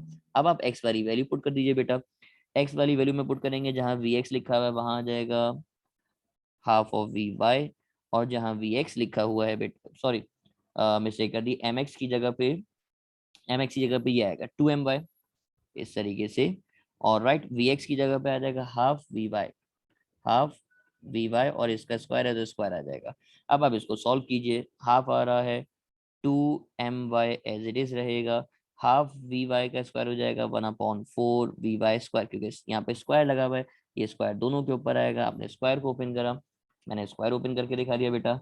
इसको ओपन करने के बाद अब आप एक काम करोगे बेटा, जो कैंसिलेशन हो रही है वो कैंसिलेशन कीजिएगा, ये 2 कैंसिल हो जाएगा। अब जो बच रहा है वो कौन बच रहा है, हाफ अपनी जगह पे रहा, ये जो हाफ नजर आ रहा है इस हाफ को मैंने यहाँ लिख दिया, ये एम वाई लिखा हुआ है और वो लिखा हुआ है वी वाई स्क्वायर, राइट। जो बात समझ में आ रही क्या लिखा है, मैंने करके दिखाया होगा कि भाई ये वाला जो हाफ बच रहा था इसको मैंने पहले लिख दिया है। अब half M V Y square जो बन रहा है वो काइनेटिक एनर्जी के बराबर बन रहा है, यानी काइनेटिक एनर्जी भी किसकी, वाई की, जबकि लेफ्ट पे लिखा हुआ है काइनेटिक एनर्जी ऑफ एक्स। तो काइनेटिक एनर्जी ऑफ एक्स क्या आ रही है, काइनेटिक एनर्जी ऑफ एक्स आ रही है half of kinetic energy of Y. तो correct answer option number A नजर आ रहा है, यानी car X is half the kinetic energy that of the Y. So correct answer option number A हो जाएगा। अब कैलकुलेशन थोड़ी सी ट्रिकी जरूर है, लेकिन मेरे ख्याल में कर सकते हैं, आप लोगों को समझ में आ रही होगी बात। एमसीक्यू नंबर 25 देखेंगे बेटा। 25 में आपसे कह रहा है, a ball of mass 2 kg and 4 and other of mass 4 kg, मतलब एक 2 kg की बॉल है और एक 4 kg की बॉल है, दोनों को आपने एक साथ ड्रॉप किया डाउनवर्ड, राइट, डाउनवर्ड मूव करते हुए आ रहे हैं। अब दोनों को जब ड्रॉप किया होगा तो दोनों की इनिशियल वेलोसिटी 0 होगी, और आपसे कहा after a fall of 30 feet each toward earth their respective kinetic energy kinetic energy का रेशियो निकालना है।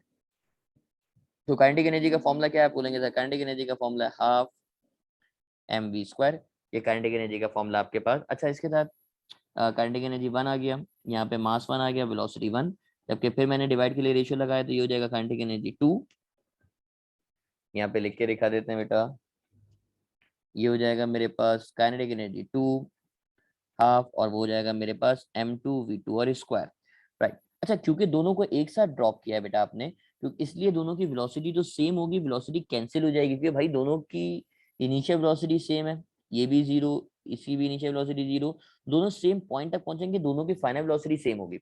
अच्छा, हाफ से हाफ भी कैंसिल हो जाएगा, तो जो बचेगा वो सिंपली कौन बचेगा, जो बचेगा वो है मेरे पास कौन, m1/m2। अब मुझे बता दीजिए m1 m2 कितना कितना है, आप बोलेंगे सर m2 2 है और m2 4 है, 2 से 4 को कैंसिल करेंगे तो आंसर आएगा 1/2, और 1/2 का मतलब हो जाएगा 1:2। सो करेक्ट आंसर हो जाएगा मेरे पास कौन सा ऑप्शन, ऑप्शन नंबर सी। तो मेरे ख्याल में सवाल समझ में आ रहा होगा, सवाल बड़ा आसान हो गया आपके लिए। एमसीक्यू नंबर 25 के बाद एमसीक्यू नंबर 26 में आपसे कहा a bomb of mass 30 kg at rest, at rest का मतलब है उसकी इनिशियल वेलोसिटी 0 है, तो आपने लिखा सर इसकी वेलोसिटी 0। अच्छा, एक्सप्लोड्स इनटू 2 पीसेस, मतलब एक आपके पास इस तरीके से एक बॉम्ब था, ये 2 पीसेज में एक्सप्लोड हो गया। जाहिर सी बात है 2 पीसेज में एक्सप्लोड हुए तो इनके मास भी कम होंगे, मैंने इनके मास आपको बना के दिखा है। अब 2 पीसेज में एक्सप्लोड हुआ, दोनों के मासेज यहाँ पे बने हुए आपको नजर आ रहे हैं। अच्छा, पहला वाला जो मास है वो 30 kg हो गया, जबकि बाद वाला जो मास नजर आ रहा है वो एक हो गया मेरे पास 18 kg, और एक हो गया मेरे जो मास नजर आ रहा है वो नजर आ रहा है 12 kg, राइट। अच्छा, अब इनके बारे में अगर मैं लिखूंगा तो मैं इसको ऐसे लिखूंगा जो मैं आपको लिख के दिखा रहा हूँ। मैंने कहा यार पहला वाला जो मास है वो m कहलाएगा, जो बाद वाले मास नजर आ रहे हैं एक का नाम रख दिया m1 और एक का नाम रख दिया m2, जबकि दोनों की वेलोसिटी में से एक की वेलोसिटी दे रहा है। उसने कहा 18 kg वाली की जो वेलोसिटी है वो 6 है, 18 kg वाले की वेलोसिटी का मतलब v1 6 है, तो इसका मतलब उसने कहा काइनेटिक एनर्जी ऑफ अदर मास बताओ। दूसरे वाले की काइनेटिक एनर्जी जब आएगी जब दूसरे वाले की वेलोसिटी पता होगी, राइट। अच्छा, पहले वाले की जो वेलोसिटी थी वो तो 0 थी क्योंकि वो इनिशियली रेस्ट में था। अब सवाल ये पैदा होता है सवाल को कैसे किया जाए। बेटा कभी भी इस तरह का सवाल आएगा कि कोई चीज एक्सप्लोड हो रही है 2 पार्ट्स के अंदर, तो law of conservation of momentum आपको अप्लाई करना होगा।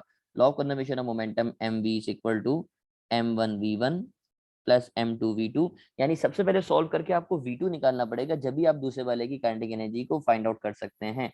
मास की जगह पे आ जाएगा मेरे पास 30, इनिशियल v 0 है। m1 की जगह पे आ जाएगा मेरे पास 18, v1 की जगह पे आ जाएगा 6, राइट। m2 की जगह पे आएगा 12 और मुझे v2 चाहिए। 30 जीरो से करेंगे ये तो 0 हो जाएगा, इज इक्वल टू 18 को बेटा 6 से करेंगे तो इसका आंसर आएगा 90 और 108 प्लस 12v2, राइट। 108 वहां चले जाएगा तो ये हो जाएगा माइनस 108 डिवाइडेड बाई 12। 12 को डिवाइड, चलो एक स्टेप डायरेक्ट हो जाएगा वरना आप लोग पे फंस जाएंगे। Minus 108 is equal to 12v2, 12 को लेफ्ट पे लाके डिवाइड करेंगे, 108 divided by 12 is equal to v2। अच्छा, जब आप इसको 12 डिवाइड करेंगे बेटा 12 का टेबल आपको याद ही होगा, 12 वन द 12, और 12 का अगर टेबल आप मजीद पढ़ेंगे तो 12 5 से अगर आप पढ़ते तो 90 होता है, 12 6 से कितना हो जाएगा 108। इसका मतलब v2 का जो आंसर आ रहा है बेटा वो v2 का आंसर आ जाएगा -6 मीटर पर सेकेंड, राइट। अब आप इसकी काइनेटिक एनर्जी निकाल लीजिए, काइनेटिक एनर्जी तो निकालना अब आपके लिए आसान होगा इस तरीके से। काइनेटिक एनर्जी का फॉर्मूला, अच्छा सॉरी बेटा फिर मैंने मिस्टेक कर दी, आज बड़ी मिस्टेक होती जा रही है लेक्चर में, ये 9 आएगा, मैंने फिर मिस्टेक करी, 9 मीटर पर सेकेंड। दिमाग कुछ सेटिंग आउट चल रही है मुझे लग रहा है। काइनेटिक एनर्जी बेटा अब आपको निकाल के दिखानी है। काइनेटिक एनर्जी का फॉर्मूला हाफ mv², राइट। दूसरे वाले की काइनेटिक एनर्जी चाहिए तो ये हो जाएगा m2 और v2। अब आप मुझे बताओ हाफ m2 की जगह पे कौन आएगा 12 आएगा, v2 की जगह पे आ जाएगा -9 है, इसका स्क्वायर कर देंगे। अब इसको सॉल्व कर लीजिए, 12 से 2 कैंसिल होगा तो 6 आएगा, -9 का स्क्वायर 81 होगा। बेटा 81 को अब आप 6 से मल्टीप्लाई कर लो, मल्टीप्लाई करके चेक कर लेते हैं। 81 मल्टीप्लाई बाय 6, 6 1 द 6, 6 8 द 48, तो आंसर आ रहा है मेरे पास 486 जूल्स। तो करेक्ट जवाब हो जाएगा मेरे पास कौन सा ऑप्शन, ऑप्शन नंबर बी। तो अब तो आसान हो गया आपके लिए सवाल, थोड़ा सा ट्रिकी ट्रिकी था लेकिन अब आप अटेम्प्ट कर सकते हैं इस सवाल को। एमसीक्यू नंबर 26 के बाद एमसीक्यू नंबर 27 क्या नजर आ रहा है। अब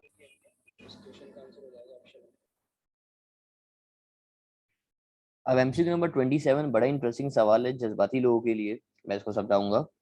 उसने कहा the kinetic energy acquired by a body of mass m is travelling some distance s starting from rest का मतलब उसकी इनिशियल वेलोसिटी 0 है, under an action of a constant force is directly proportional to. जज्बाती लोग जो होंगे वो क्या बोलेंगे, सर काइनेटिक एनर्जी का फॉर्मूला है half mv²। Sir kinetic energy का मास से डायरेक्ट रिलेशन है, अगर मास से डायरेक्ट रिलेशन है तो करेक्ट जवाब हो जाएगा ऑप्शन नंबर सी। ये बात गलत है, थोड़ी सी बात अब जरा समझने पड़ेगी, इसका ऑप्शन नंबर सी हरगिज जवाब नहीं है। अब उस सवाल में लॉजिक क्या लग रही है मैं लॉजिक आपको सिखाऊंगा, जरा देखिएगा। आपकी बॉडी मूव कर रही है, मूव करने का मतलब काइनेटिक एनर्जी आ रही है, यानी एक बात तो कंफर्म है, अगर वो वर्क कर रही है तो वर्क करने की वजह से उसके पास जो आ रही है वो कौन आ रही है, काइनेटिक एनर्जी। काइनेटिक एनर्जी में चेंज आ रहा है। अच्छा, वर्क का जो फॉर्मूला होता है वो होता है एफ इंटू एस या F into D, force into displacement. जबकि काइनेटिक एनर्जी का जो फॉर्मूला होगा वो होगा kinetic energy final minus kinetic energy initial, यानी फाइनल और इनिशियल दोनों को माइनस करेंगे ना चेंज निकालने के लिए, फाइनल में से इनिशियल माइनस करेंगे। जबकि आपको बताया बेटा वो रेस्ट से स्टार्ट हो रही है, रेस्ट से स्टार्ट होने का मतलब उसकी इनिशियल काइनेटिक एनर्जी 0 हो गई। अब आप मुझे बताइए काइनेटिक एनर्जी जो फाइनल का फॉर्मूला बन रहा है वो फॉर्मूला बन रहा है एफ इंटू एस। आप बोलेंगे yes sir F into S है, एफ का फॉर्मूला है फोर्स और डिस्प्लेसमेंट। इसका मतलब सर काइनेटिक एनर्जी दो बातों पे डिपेंड कर रही है इस फॉर्मूले के अकॉर्डिंग। वो कौन कौन? उसने कहा वो डिपेंड कर रही है फोर्स पे, वो डिपेंड कर रही है डिस्प्लेसमेंट पे। इस फॉर्मूले में कहीं मास नजर आ रहा है? आप बोलेंगे सर नहीं। अगर मास नजर नहीं आ रहा, इसका मतलब है ये मास से इंडिपेंडेंट है। तो मैंने लिख के दिखाया। भाई इसका जवाब अब क्या हो सकता है? मैंने कहा भाई इस फॉर्मूले में अब मास नजर नहीं आ रहा, इसका मतलब इंडिपेंडेंट ऑफ मास। अगर इंडिपेंडेंट ऑफ मास है, इसका मतलब मास पे डिपेंड नहीं कर रहा, तो करेक्ट जवाब ऑप्शन नंबर ए होना चाहिए, यानी मास की पावर जीरो। यानी मास जीरो होने का मतलब मास पे डिपेंड कर ही नहीं रहा। अब आप में से कुछ लोग होंगे ना, उनको इस पर ऑब्जेक्शन होगा। वो ऑब्जेक्शन क्या होगा वो भी मैं आपको बताऊंगा। ऑब्जेक्शन ये होगा, सर काइनेटिक एनर्जी फाइनल ये तो एफ एस के बराबर है, फोर्स का फॉर्मूला तो एम ए होता है, और ये एस हो जाएगा। अब आप देखिए ना, काइनेटिक एनर्जी फाइनल का डायरेक्ट रिलेशन किससे बन रहा है? मास से बन रहा है। तो ये तो फिर आप गलत कर रहे हैं। तो बेटा उसने कहा है फोर्स कांस्टेंट है। ये कहा हुआ है ना, मैं अगर आपको बताऊं कांस्टेंट फोर्स। कांस्टेंट फोर्स का मतलब फोर्स चेंज नहीं हो रही। इसका मतलब जब फोर्स चेंज नहीं हो रही, तो इसका मतलब ये है ना मास चेंज होगा ना एक्सीलरेशन चेंज होगी। जो चेंज हो सकता है वो डिस्प्लेसमेंट है। ये बात मैं आपको समझाना चाह रहा हूँ। देखो आप अपनी जगह पे बिल्कुल सही हो कि भाई फोर्स का फॉर्मूला एम ए आएगा, बिल्कुल आएगा। काइनेटिक एनर्जी का मास से रिलेशन डायरेक्ट होगा, बिल्कुल होगा। लेकिन उसने कहा कांस्टेंट फोर्स। अगर ये कांस्टेंट फोर्स नहीं बोलता तो फिर हम सोच सकते थे नहीं सर अब मास से रिलेशन बन सकता है। इसलिए मैं बात आपको समझाना चाह रहा हूँ कि भाई वो मास पे डिपेंड कर ही नहीं रहा। वो जिस पे कर रहा है वो कर रहा है डिस्प्लेसमेंट के ऊपर, क्योंकि फोर्स तो कांस्टेंट हो गई। अब जब कोई चीज कांस्टेंट आती है, बचपन से पढ़ रहे होगे बेटा, प्रोपोर्शन हटाते हैं कांस्टेंट लगाते हैं, सेम यहाँ पे भी मुझे बताने का मौका मिलेगा, वो भी मैं बात आपको बताऊं, जरा उसको देखिएगा। मैंने कहा भाई फोर्स कांस्टेंट है, तो फोर्स कांस्टेंट है, कांस्टेंट हटाया, प्रोपोर्शन आ जाएगा एस।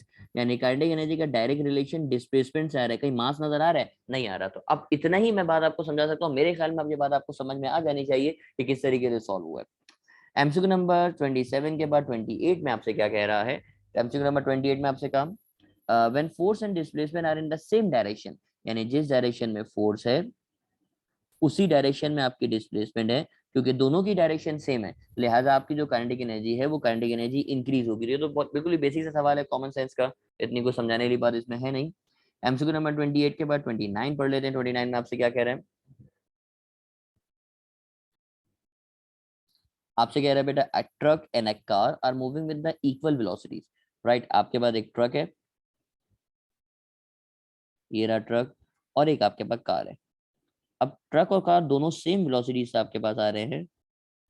मैंने इस तरीके से बनाया, दोनों की वेलोसिटी सेम। अब मुझे बताइए, जब आप इनके ऊपर फोर्स अप्लाई करेंगे, ऑन अप्लाइंग ब्रेक, आपने इसके ऊपर फोर्स अप्लाई करी, इस तरीके से आप इस पर अपोजिंग फोर्स अप्लाई कर रहे हैं, मतलब इसको रोकना चाह रहे हैं, तो जाहिर सी बात है जब दोनों की वेलोसिटी सेम है।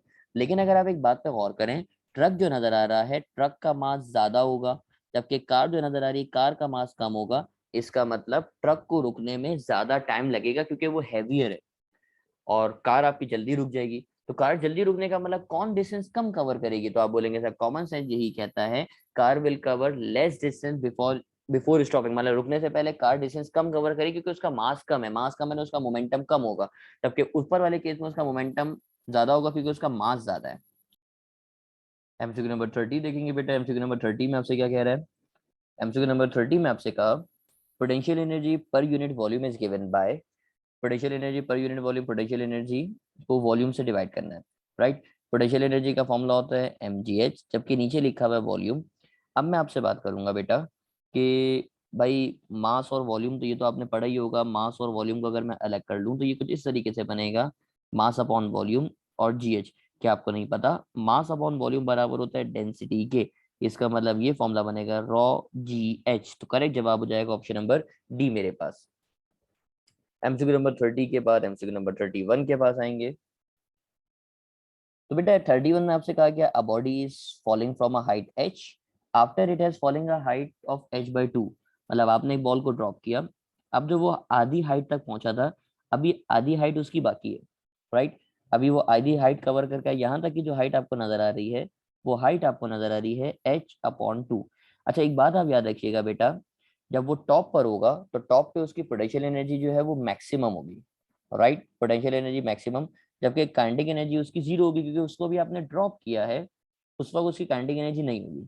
अब आप मुझे बताओ, पोटेंशियल एनर्जी का फॉर्मूला है potential energy is equal to mgh।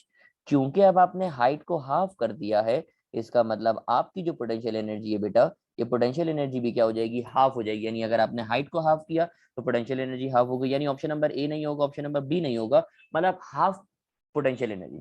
अब आप मुझे बताओ, अगर उसकी पोटेंशियल एनर्जी हाफ हो गई है, इसका मतलब अब जाहिर सी बात है ना, काइनेटिक एनर्जी बढ़ते बढ़ते वो भी हाफ हो जाएगी, क्योंकि energy can neither be created not be destroyed but it can transfer its form from one form to another form. यानी उसकी हाफ पोटेंशियल एनर्जी होगी और हाफ उसकी हो जाएगी कौन सी एनर्जी, काइनेटिक एनर्जी। तो बड़ा आसान एमसीक्यू था अब आपके लिए। एमसीक्यू नंबर 31 के बाद एमसीक्यू नंबर 32 नजर आ रहा है। Energy stored in the spring of a watch is dash. बेटा स्प्रिंग में जो एनर्जी होती है वो कहलाती है इलास्टिक पोटेंशियल एनर्जी। बेटा आपको याद होना चाहिए पोटेंशियल एनर्जी की तीन तरह की टाइप से, मैं तीनों के अगर आपको नाम बताऊं, ए कहलाती है ग्रेविटेशनल पोटेंशियल एनर्जी, ए कहलाती है इलास्टिक पोटेंशियल एनर्जी, और ए कहलाती है न्यूक्लियर पोटेंशियल एनर्जी। राइट। अच्छा, इसमें भी अगर आप बात करेंगे बेटा तीनों एनर्जी के बारे में, अगर मैं आपसे पूछ लूं कि भाई कौन सी एनर्जी किसकी वजह से, वैसे तो आपको पता होगा, लेकिन जब मैं लेक्चर बना रहा हूँ तो इस बात को मैं ओवरव्यू आपके लिए कर देता हूँ ताकि आपको एटलीस्ट याद रहे। बेटा gravitational potential energy usually height की वजह से है, इलास्टिक पोटेंशियल एनर्जी स्प्रिंग की वजह से होती है, जबकि न्यूक्लियर पोटेंशियल एनर्जी तो आपको पता ही होगा, न्यूक्लियस के अंदर जो मौजूद एनर्जी है प्रोटॉन इलेक्ट्रॉन के दरमियान, न्यूक्लियस और इलेक्ट्रॉन के दरमियान, तो ये न्यूक्लियर पोटेंशियल एनर्जी कहलाएगी। और पोटेंशियल एनर्जी का मतलब होता है स्टोर्ड एनर्जी। करेक्ट जवाब आपको मिल गया option number D. MCQ number 32 के बाद 33 बड़ा इंटरेस्टिंग सवाल है। 33 में आपसे क्या क्या कहा, initially four identical uniform block each of mass m and thickness h are spread on a table, work required to stack them on one another। मतलब चार बॉक्सेस रखे हुए, चारों को एक के ऊपर एक रखना है। राइट। आपने पहले वाले को उठाया, इसके ऊपर रखा। अब जब इसको आप रखेंगे, इस वक्त जो आपने हाइट कवर करी, अच्छा मैं इसके नाम रखता हूँ, इसका नाम रखता हूँ ए, इसका नाम रखता हूँ बी, और इसका नाम रखता हूँ सी। राइट, ये रहे ए बी और सी। अब आप तीनों की हाइट निकालिए बेटा। मुझे बताओ ए की हाइट कितनी नजर आ रही है, तो आप बोलेंगे सर ए की हाइट मुझे नजर आ रही है एच। राइट। मैं आपसे बोलूंगा बेटा बी को रखने के लिए हाइट कितनी चाहिए, तो आप बोलेंगे सर बी को रखने के लिए जो हाइट चाहिए वो चाहिए 2h। मैं आपसे बोलूंगा बेटा सी के बारे में क्या ख्याल है, तो आप बोलेंगे सर सी को रखने के लिए जो हाइट चाहिए वो 3h चाहिए। मेरे ख्याल में इतनी बात आपको समझ में आ रही होगी जो मैं आपको समझाना चाह रहा हूँ। मैंने तीनों की हाइट आपसे पूछ पूछ के लिखी। अच्छा ए बी सी, अच्छा एक अपनी जगह पे तो फिक्स्ड है ना, ये तो अपनी जगह पे रखा रहेगा। यानी ये जो नजर आ रहा है ये वाला फिक्स्ड हुआ, अभी अपनी जगह पे रखा है, इसको मूव कराने की जरूरत थोड़ी है, वो अपनी जगह पे फिक्स है। आपने बारी बारी करके तीनों को मूव कराया ए बी सी। अब तीनों की हाइट को प्लस कर लीजिए, तो आप बोलेंगे सर टोटल जो हाइट नजर आ रही है, टोटल हाइट वो मुझे नजर आएगी 6h। राइट। अब इसकी पोटेंशियल एनर्जी का फॉर्मूला क्या बनेगा, पोटेंशियल एनर्जी का फॉर्मूला जो टोटल आपको वर्क डन चाहिए, क्योंकि उसने कहा ना आपको कितना आपको वर्क करना पड़ेगा, तो आपको पता है भाई हाइट पे रख रहे हैं, इसका मतलब मैंने इसको लिख के दिखाया, सर जो वर्क नजर आ रहा है ये वर्क बराबर होगा पोटेंशियल एनर्जी के। अब मैं आपसे कुछ बातें पूछूंगा जिनका आप जवाब मुझे देंगे, जिसको रेस्पॉन्ड करेंगे। पोटेंशियल एनर्जी का फॉर्मूला है mgh है, लेकिन h की जगह पे कौन आ जाएगा, 6h आएगा, क्योंकि टोटल हाइट आपकी 6 है, तो आपके पास जो पोटेंशियल एनर्जी आएगी वो 6 mgh आएगी। तो करेक्ट जवाब हो जाएगा ऑप्शन नंबर डी। तो मेरे ख्याल में आप सवाल आपके लिए आसान हो जाना चाहिए। एमसीक्यू नंबर 33 आपको बताया। 33 के बाद अगले एमसीक्यू की तरफ आएंगे, MCQ number 34। A stone is thrown up from the surface of the earth when it reach at the maximum height। आपने एक स्टोन को बेटा ड्रॉप थ्रो किया ऊपर, यानी अपर थ्रो किया, जब वो टॉप पे पहुंच गया, तो टॉप पे पहुंचने के बाद उसके पास कौन सी एनर्जी होगी। तो ये तो बात बेटा बहुत ही कॉमन सेंस की आपके पास है, क्योंकि वो टॉप पे पहुंच गया, टॉप पे पहुंचने के बाद ओनली पोटेंशियल एनर्जी होती है, और पोटेंशियल एनर्जी का फॉर्मूला mgh होगा। तो करेक्ट जवाब हो जाएगा ऑप्शन नंबर ए मेरे पास। एमसीक्यू नंबर 35 बहुत आसान सा एमसीक्यू, मैं आपको एक्सप्लेन करूंगा। आपसे कहा मैं आपको पावर दे रहा हूँ, पावर का मतलब पी, टाइम आपको बता रहा है 2 मिनट्स, मिनट्स को सेकेंड्स में करेंगे तो टाइम हो जाएगा 2 × 60, तो आंसर आ जाएगा कितना, 120 सेकेंड। जबकि पावर का फॉर्मूला होता है power is equal to energy upon time. अब आपसे कहा गया मुझे एनर्जी चाहिए, तो एनर्जी चाहिए तो पावर और टाइम को मल्टीप्लाई कर देंगे, ये हो जाएगा P T is equal to energy. Power की वैल्यू मुझे नजर आ रही है कितनी, 60, टाइम की वैल्यू नजर आ रही है 120। अब आप इनको मल्टीप्लाई कर दीजिए, 60 को 120 से करना है, पहले 6 को 12 से करेंगे तो आंसर आएगा 72, और दो जीरो नजर आ रहे हैं तो आंसर आ जाएगा 7200 जूल। मसले की बात है सर, ऐसा आंसर तो मैच ही नहीं कर रहा, ना डी मैच कर रहा है ना बी मैच कर रहा है। तो सर ये तो आंसर जूल्स में आ गया सही, लेकिन अब आंसर जूल्स के बजाय एक आंसर जो मुझे ऑप्शन नजर आ रहा है वो किलो जूल्स में नजर आ रहा है। तो उसको किलो जूल्स पे लाने के लिए बेटा 7200 डिवाइड करेंगे 1000 से, तो 20 से 20 तो कैंसिल हो जाएंगे, बचेगा 72/10। 72 को 10 से डिवाइड करेंगे तो आंसर आएगा 7.2, फिर ये आंसर आ जाएगा किलो जूल्स में, तो आंसर मैच करेगा ऑप्शन नंबर ए। तो मेरे ख्याल में ये भी समझ में आ रहा होगा। एमसीक्यू नंबर 35 के बाद 36 नजर आ रहा है, ये भी आसान सा सवाल। 50 वॉट बल्ब दे रहा है, टाइम दे रहा है 2 सेकंड, और आपसे कंजम्पशन ऑफ एनर्जी मतलब ई मांग रहा है, तो एनर्जी का फॉर्मूला लगेगा energy is equal to power multiply by time. Power दे रहा है 60, टाइम दे रहा है 2, 60 को 2 से मल्टीप्लाई करेंगे आंसर आ जाएगा 120 जूल। तो करेक्ट जवाब हो जाएगा मेरे पास option number B. MCQ number 37, 100 joules of work. 100 joules of work का मतलब डब्ल्यू दे रहा है, टाइम सेकंड का मतलब 10 दे रहा है, what is the power. Power का मतलब आपसे पी मांग रहा है, तो आप बोलेंगे सर सवाल बड़ा आसान है, पावर चाहिए। पावर का फॉर्मूला होता है energy upon time, right. Energy आपको दे रहा है 100, टाइम आपको दे रहा है 10, एक जीरो से एक जीरो कैंसिल, तो आंसर आ जाएगा कितना वॉट, 10 वॉट। तो करेक्ट जवाब हो जाएगा ऑप्शन नंबर सी। 37 के बाद 38 में क्या बोल रहा है, आपसे कहा मैं आपको फोर्स दे रहा हूँ, फोर्स का मतलब एफ आ गया, और वेलोसिटी का मतलब वी दे रहा है, पावर आपको बोल रहा है 2500 वॉट, आपसे बोल रहा है एंगल बताइए फोर्स और डिस्प्लेसमेंट के दरमियान। तो पावर का फॉर्मूला जो आपके पास P is equal to F V cos theta, right. Power की जगह पे कौन आना चाहिए, तो आप बोलेंगे सर पावर की जगह पे आ जाएगा 2500, फोर्स की जगह पे कौन आएगा, फोर्स की जगह पे आएगा 500, और वेलोसिटी की जगह पे आएगा 10, जबकि वो लिखा हुआ है कॉस थीटा। 500 को 10 से मल्टीप्लाई करेंगे तो ये हो जाएगा 5000, ये लिखा हुआ है 2500, राइट पे लिखा हुआ है कॉस थीटा, इसको लेफ्ट पे लाके डिवाइड करेंगे तो कॉस थीटा का आंसर आपके पास कितना आ जाएगा, कॉस थीटा का आंसर आपके पास आएगा 2500 डिवाइडेड बाय 5000। दोनों को जब आप डिवाइड करेंगे कैंसिलेशन के बाद आंसर आएगा 1/2। और ये मैं इस लेक्चर के स्टार्ट में बता चुका हूँ कि कॉस की वैल्यू हाफ कब होती है, तो बेटा वो एंगल होता है मेरे पास 60 डिग्री। तो करेक्ट जवाब हो जाएगा option number B. MCQ number 38 के बाद एमसीक्यू नंबर 39 में क्या कह रहा है, एमसीक्यू नंबर 39 देखेंगे। The time taken by an engine of 10 kilowatt to lift a mass of 200 kg to the height of 40 metre, यानी मास का मतलब m आ गया, हाइट का मतलब h आ गया, और पावर आपको दे रहा है 10 किलोवाट, और आपसे क्या मांग रहा है, आपसे बोल रहा है मुझे कौन बताइए, टाइम बताइए। तो पावर का फॉर्मूला होता है power is equal to work upon time, right. अब चूंकि वो लिफ्ट कर रहा है, हाइट पे लेके जा रहा है, तो ये बात आपको पता होनी चाहिए, कभी भी अगर आप हाइट पे जाते हैं तो हाइट पे जाने की वजह से जो एनर्जी आती है वो कहलाती है पोटेंशियल एनर्जी। यानी जहाँ पे वर्क नजर आ रहा है, इस वर्क की जगह पे, जहाँ पे वर्क नजर आ रहा है बेटा, इस वर्क की जगह पे आ जाएगी पोटेंशियल एनर्जी। तो पावर का जो फॉर्मूला बनेगा,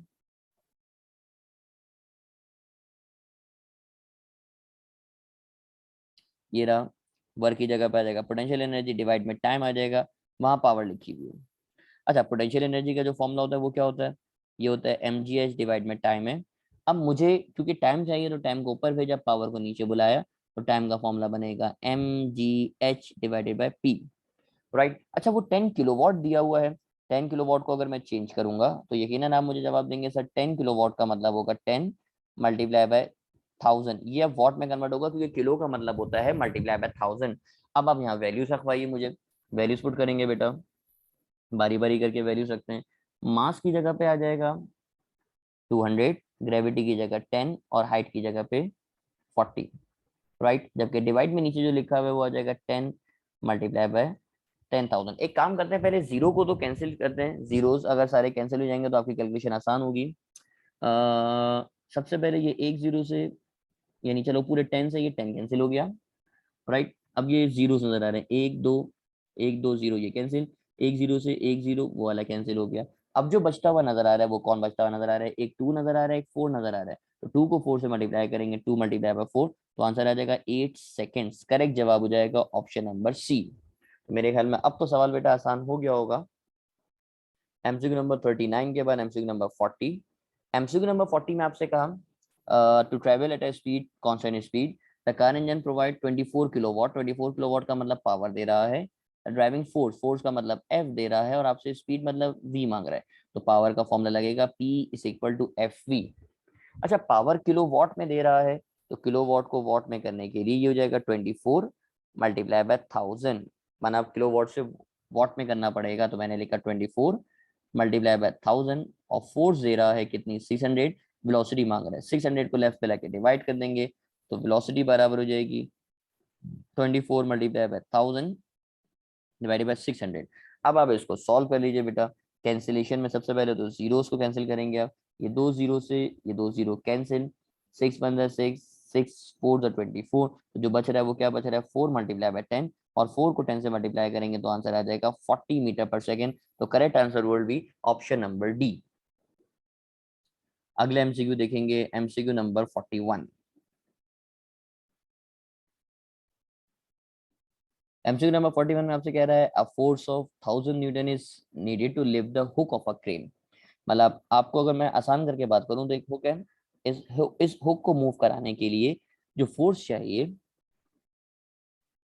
सही, इस हुक को मूव कराने के लिए जो फोर्स चाहिए वो है मेरे पास कितनी, 1000 न्यूटन, राइट। अच्छा आपने आगे क्या करा था, crane is then use to lift a load of mass 1000 kg। मतलब आपने इसके साथ 1000 kg का मास भी हैंग कर दिया इस तरीके से।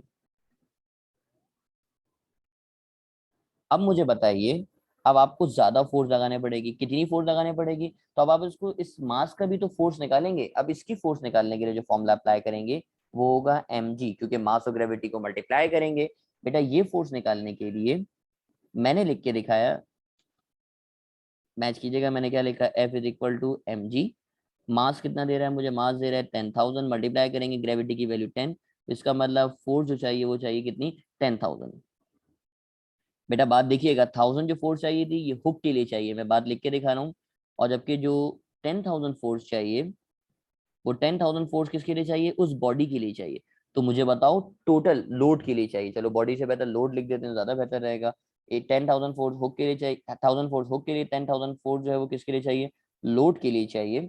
अब मुझे बताओ टोटल फोर्स कितनी चाहिए, तो आप बोलेंगे सर ये तो अब सवाल आसान हो गया। टोटल फोर्स निकालने के लिए दोनों फोर्सेस को प्लस करूंगा, यानी F1 प्लस F2 कर दिया। F1 नजर आ रहा है मुझे कितना, 1000, F2 नजर आ रहा है मुझे कितना, 10,000, दोनों को प्लस करेंगे तो आंसर आएगा 11,000, राइट। आपने फोर्स निकाल ली, फोर्स आ रही है 11,000 न्यूटन, मैंने टोटल फोर्स निकाली। अब टोटल फोर्स निकालने के बाद आपसे उसने कहा हुआ है सवाल में, मैं अगर सवाल आपको बताना चाह रहा था, मुझे वेलोसिटी दे रहा है 0.5 मीटर पर सेकेंड, और आपसे पावर मांग रहा है। पावर कैसे निकालेंगे, तो पावर का फॉर्मूला होता है P is equal to F we.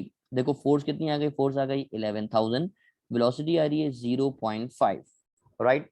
11,000 को 0.5 से मल्टीप्लाई करेंगे, बेटा 0.5 से मल्टीप्लाई करने का मतलब होता है उसका आधा कर दीजिए, तो 11,000, 11,000 का जो आधा होगा वो 5,500 होगा, ये आंसर वॉट में आएगा। लेकिन वहां आंसर दिया हुआ है किलो वॉट में, तो किलो वॉट में करने के लिए अपने ही आंसर को अगर आप 1000 से डिवाइड करेंगे तो आंसर, पहले तो दो जीरो से दो जीरो कैंसिल हो जाएंगे, फिर बचेगा 55/10, 55 को 10 से डिवाइड करेंगे तो आंसर आ जाएगा 5.5, और ये कन्वर्ट हो जाएगा बेटा के डब्ल्यू यानी किलो वॉट में। तो करेक्ट जवाब हो जाएगा ऑप्शन नंबर सी। तो सवाल ये भी बड़ा इंटरेस्टिंग था। एमसीक्यू नंबर 41 के बाद एमसीक्यू नंबर 42 में आपसे कहा the power output of a lamp is 6 watt, power दे रहा है, हाउ मच एनर्जी मतलब ई मांग रहा है। बेटा ये सवाल तो आपके लिए आसान है, फिर रिपीट हो रहा है, टाइम 2 मिनट्स दे रहा है, मिनट्स को सेकंड में करने के लिए 2 मल्टीप्लाई बाय 60 करेंगे तो आंसर आ जाएगा 120 सेकेंड्स, राइट। और आपसे एनर्जी मांग रहे हैं, तो एनर्जी का जो फॉर्मूला आप अप्लाई करेंगे वो यही अप्लाई करेंगे, E is equal to P T.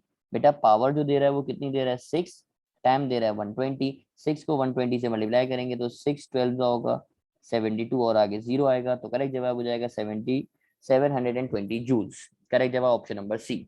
MCQ number 42 के बाद एमसीक्यू नंबर 43 देखेंगे। सवाल में आपसे कहा a man M1 of mass 80 kg runs up the stair in 15 second, right. पहला वाला टाइम आ गया 15 सेकंड, दूसरा वाला टाइम आ गया 20 सेकंड। आपसे मांग रहा है रेशियो ऑफ पावर, पावर का रेशियो निकाल के दिखाइए। अब पावर का जो फॉर्मूला वो ये, power is equal to work upon time, तो P1 is equal to W upon T1, और P2 का फॉर्मूला बनेगा W अपॉन T2। अब दोनों के वर्क के साथ मैंने 1 और 2 इसलिए नहीं लिखा क्योंकि बेटा दोनों का जो वर्क होगा वो सेम होगा, भाई दोनों का मास सेम है तो दोनों का वर्क भी सेम होगा। जो फॉर्मूला बचेगा वो क्या बचेगा, फॉर्मूला मैं आपसे पूछूंगा तो आप मुझे जवाब देंगे बेटा। सर जो फॉर्मूला बचेगा वो ये बचेगा, P1/P2 इज इक्वल टू कौन, 1/T1 divided by 1/T2। T2 यहाँ से ऊपर चला जाएगा, T1 नीचे आ जाएगा, तो फॉर्मूला बचेगा T2/T1, राइट। अब मेरे ख्याल में इतना तो आप कर सकते हैं कि अब आप टाइम रखेंगे यहाँ पे, टाइम अगर आप रख के दिखाएंगे, T2 जो नजर आ रहा है, T2 नजर आ रहा है 20, T1 नजर आ रहा है 15, तो 5 3 ज़ा 15, 5 4 ज़ा 20, तो आंसर आ रहा है 4/3। करेक्ट आंसर हो जाएगा ऑप्शन नंबर बी मेरे पास। एमसीक्यू नंबर 43 के बाद एमसीक्यू नंबर 44। एमसीक्यू नंबर 44 में आपसे कह रहा है an engine pumps up 100 kg of mass, mass दे रहा है, through height of 10 metre, height दे रहा है 5 सेकंड में, मतलब टाइम आ गया। अच्छा पहले, और आपसे एफिशिएंसी बता रहे हैं 60% है, और पावर अब आपको निकाल के दिखानी है। पावर कैसे निकालेंगे? मैं पावर अगर आपको बताऊं, तो पावर का फॉर्मूला होता है power is equal to work upon time, right. क्योंकि अब वो हाइट पे जा रहा है तो इसका मतलब पोटेंशियल एनर्जी आएगी, फिर पोटेंशियल एनर्जी का फॉर्मूला mgh होगा। तो इतनी बातें तो आप बेटा खुद से भी कर सकते हैं। पावर का फॉर्मूला बनेगा mgh अपॉन टाइम, राइट। मास मुझे दे रहा है कितना? 100, ग्रेविटी 10, और हाइट भी 10 है, जबकि टाइम मुझे दे रहा है 5। अब आप इसको सॉल्व कर लीजिए। 100 को 10 से करेंगे 1000, फिर 10 से करेंगे तो 10,000 होगा। पावर हो जाएगी 10,000 डिवाइडेड बाय 5। अब आप इसको सॉल्व कर लीजिए। 5 से डिवाइड करने का मतलब मैंने आपको सिखाया हुआ है, 5 से अगर मल्टीप्लाई कर, मतलब आपके पास जो पावर आ रही है वो 10,000/5। 10,000 को अगर आप 5 से डिवाइड करेंगे, तो 5 से डिवाइड करने का तरीका सिखाया था, आप उसको मल्टीप्लाई कर देंगे 2 से। 2 से मल्टीप्लाई, चलो वो और मुश्किल हो जाएगा, मैं डायरेक्ट ही करता हूँ वरना इतनी लंबी नहीं करते। 5 1 5, 5 2 10, और 3 जीरो ये वाले नजर आ रहे हैं, तो 3 जीरो ऐसी आ जाएगी। इसका मतलब जो पावर आपको नजर आ रही है बेटा, उसको हाईलाइट करता हूँ, जो पावर नजर आ रही है वो नजर आ रही है 2000 वॉट।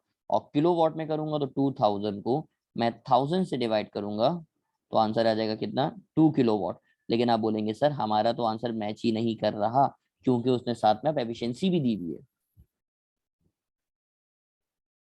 अब एफिशिएंसी को कैसे इस्तेमाल करेंगे? तो पहली तो एक बात बेटा याद रखिएगा, ये जो आपने पावर निकाली है, असल में ये पावर है पावर आउटपुट, यानी ये आउटपुट पावर कहलाती है। और हमें जो पावर निकालने को कहा गया है वो पावर इनपुट है, क्योंकि आपने what is the power of the engine कहा। इंजन की पावर निकालने का मतलब वो आपसे फरमाइश कर रहा है मुझे इनपुट पावर चाहिए। अब आप एफिशिएंसी का फॉर्मूला लगाएंगे। एफिशिएंसी का फॉर्मूला है power output upon power input, right. अब एफिशिएंसी की जगह पे कौन आएगा? तो आप बोलेंगे सर एफिशिएंसी की जगह पे आ जाएगा मेरे पास, देखो 60% का मतलब तो पता होगा, 60% का मतलब होता है 0.6। 0.6 पावर आउटपुट की जगह पे 2 आएगा, और मुझे पावर इनपुट चाहिए। पावर इनपुट ऊपर जाएगा, 0.6 नीचे आएगा। तो 2 को अब आप 0.6 से अगर डिवाइड करेंगे इस तरीके से, जगह मेरे पास थोड़ी सी कम है, मैं इसको यहाँ लिखता हूँ। बन जाएगा पावर इनपुट का फॉर्मूला 2 डिवाइडेड बाय 0.6। बेटा 2 को 0.6 से डिवाइड करना है, राइट। चलो मैं अगर 2 को 0.5 से डिवाइड करूँ तो आंसर क्या होगा? 0.6 मुश्किल है ना, 2 को 0.65 से कर दो।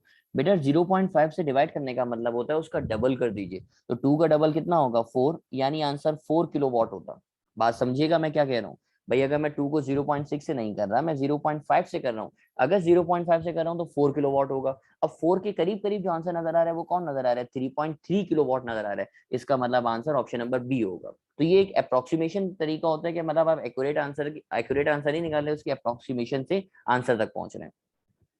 एमसीक्यू नंबर 44 के बाद एमसीक्यू नंबर 45 में क्या कह रहा है? एमसीक्यू नंबर 45 देखेंगे। उसने कहा आपसे बेटा an engine pumps out 40 kg of water in 1 second, time दे रहा है 1 second. The water comes out vertically upward with the velocity of 3 metre per second, velocity का मतलब v दे रहा है। और आपसे बोला what is the power in the kilowatt. Power का फॉर्मूला होता है पावर इज इक्वल टू, आप बोलेंगे sir work upon time. Work बराबर होगा पोटेंशियल एनर्जी की, तो ये आएगा पोटेंशियल एनर्जी अपॉन टाइम। अब मैंने एक काम किया, शरारत की, वो जरा देखिएगा। टाइम को मैंने हाइट के नीचे करके दे दिया, मतलब हाइट डिस्प्लेसमेंट है, टाइम टी है, तो हाइट अपॉन टाइम क्या वेलोसिटी नहीं हो सकता? आप बोलेंगे यस सर।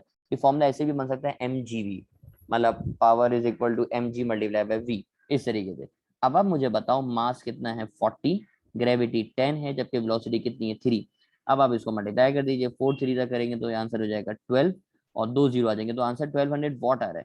किलो वॉट में करने के लिए इतना तो आपको पता ही होगा कि 1000 से डिवाइड करेंगे तो आंसर आ जाएगा मेरे पास, पहले 2 जीरो से 2 जीरो कैंसिल, 12/10 बचेगा, और 12/10 का मतलब आंसर हो जाएगा मेरे पास कितना? 1.2 किलो वॉट। तो करेक्ट जवाब हो जाएगा ऑप्शन नंबर ए, यानी 1.2 किलो वॉट।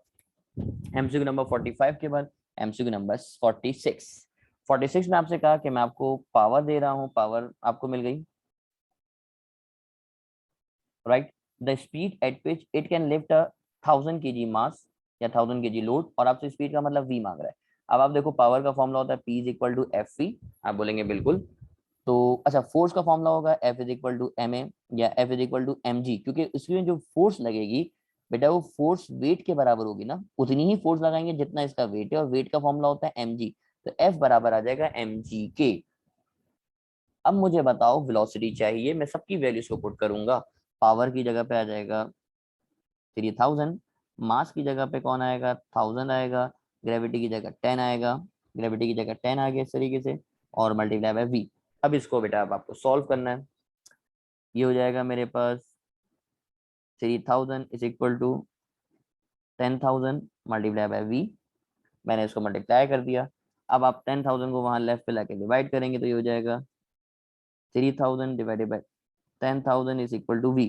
बेटा कैंसिलेशन अब अगर आप करेंगे तो अल्टीमेटली 1 2 3 1 2 3, तो आंसर बच रहा है v इज इक्वल टू 3/10, और 3/10 का मतलब होगा 0.3, और यूनिट हो जाएगा मीटर पर सेकेंड, राइट। तो करेक्ट जवाब हो जाएगा मेरे पास ऑप्शन नंबर सी यानी 0.3, क्योंकि मैंने ग्रेविटी 10 कंसीडर की तो राउंड ऑफ होकर आंसर आ रहा है। ये सवाल भी अब आपके लिए आसान हो गया। एमसीक्यू नंबर 46 के बाद एमसीक्यू नंबर 47। 47 में आपसे कहा the power needed to lift a mass of 5000 gram. अच्छा 5000 ग्राम को किलोग्राम में करने के लिए इतना तो पता होगा, आप डिवाइड करेंगे 1000 से तो अल्टीमेटली जो आंसर आएगा वो कितना आएगा 5 किलोग्राम आएगा। हाइट आपको दे रहा है 1 मीटर, टाइम आपको दे रहा है 2 सेकेंड, और पावर का फॉर्मूला रहेगा पावर इज इक्वल टू, ये देखिएगा power is equal to work upon time. Work potential energy के बराबर होगा तो ये हो जाएगा M G H upon time. Mass मुझे दे रहा है कितना 5, ग्रेविटी 10 है, हाइट 1 है, और टाइम 2 है, तो मल्टीप्लाई करेंगे 5 10 हो जाएगा 50 डिवाइडेड बाय 2, और आंसर आ जाएगा कितना 25 वॉट। अच्छा मुझे अब ऐसा लग रहा है शायद ये मास में मिस्टेक की हुई है, क्योंकि अगर ग्राम में होगा फिर तो आंसर मैच ही नहीं कर रहा। मेरे ख्याल में शायद ये किलोग्राम में होना चाहिए, इसको चेक कर लेते हैं। नहीं सही है बल्कि बेटा, मुझसे मिस्टेक हो रही थी, आपने बिल्कुल सही सॉल्व किया, आंसर 25 वॉट आ रहा है। असल में 25 मुझे यहाँ दिख नहीं रहा था, वो 24.5 दिख रहा है, क्योंकि मैंने ग्रेविटी की अज्यूम करके वैल्यू मतलब 9.8 सेलेक्ट नहीं करी बल्कि 10 सेलेक्ट की, इसलिए आंसर में थोड़ी सी वेरिएशन थी, तो आंसर मैच कर रहा है। ऑप्शन नंबर सी करेक्ट हो जाएगा। एमसीक्यू नंबर 47 के बाद एमसीक्यू नंबर 48। 48 में आपसे कहा an engine pulls a car of mass 1500 kg on a level load at the constant speed of 5 metre per second. मतलब मास आपको मिल गई, आपको स्पीड का मतलब वेलोसिटी मिल गई। अच्छा frictional force is 500 Newton, what power does the engine generate. तो सीधा सीधा सा सवाल बेटा आपके पास कि आपको पावर चाहिए। पावर का फॉर्मूला होता है फोर्स मल्टीप्लाई बाय वेलोसिटी। अब फ्रिक्शन फोर्स आपको दे रहा है 500, राइट, वेलोसिटी आपको दे रहा है 5, 5 को 5 से मल्टीप्लाई करेंगे तो आंसर आ जाएगा 25, 2 जीरो ऐसे आ जाएंगे।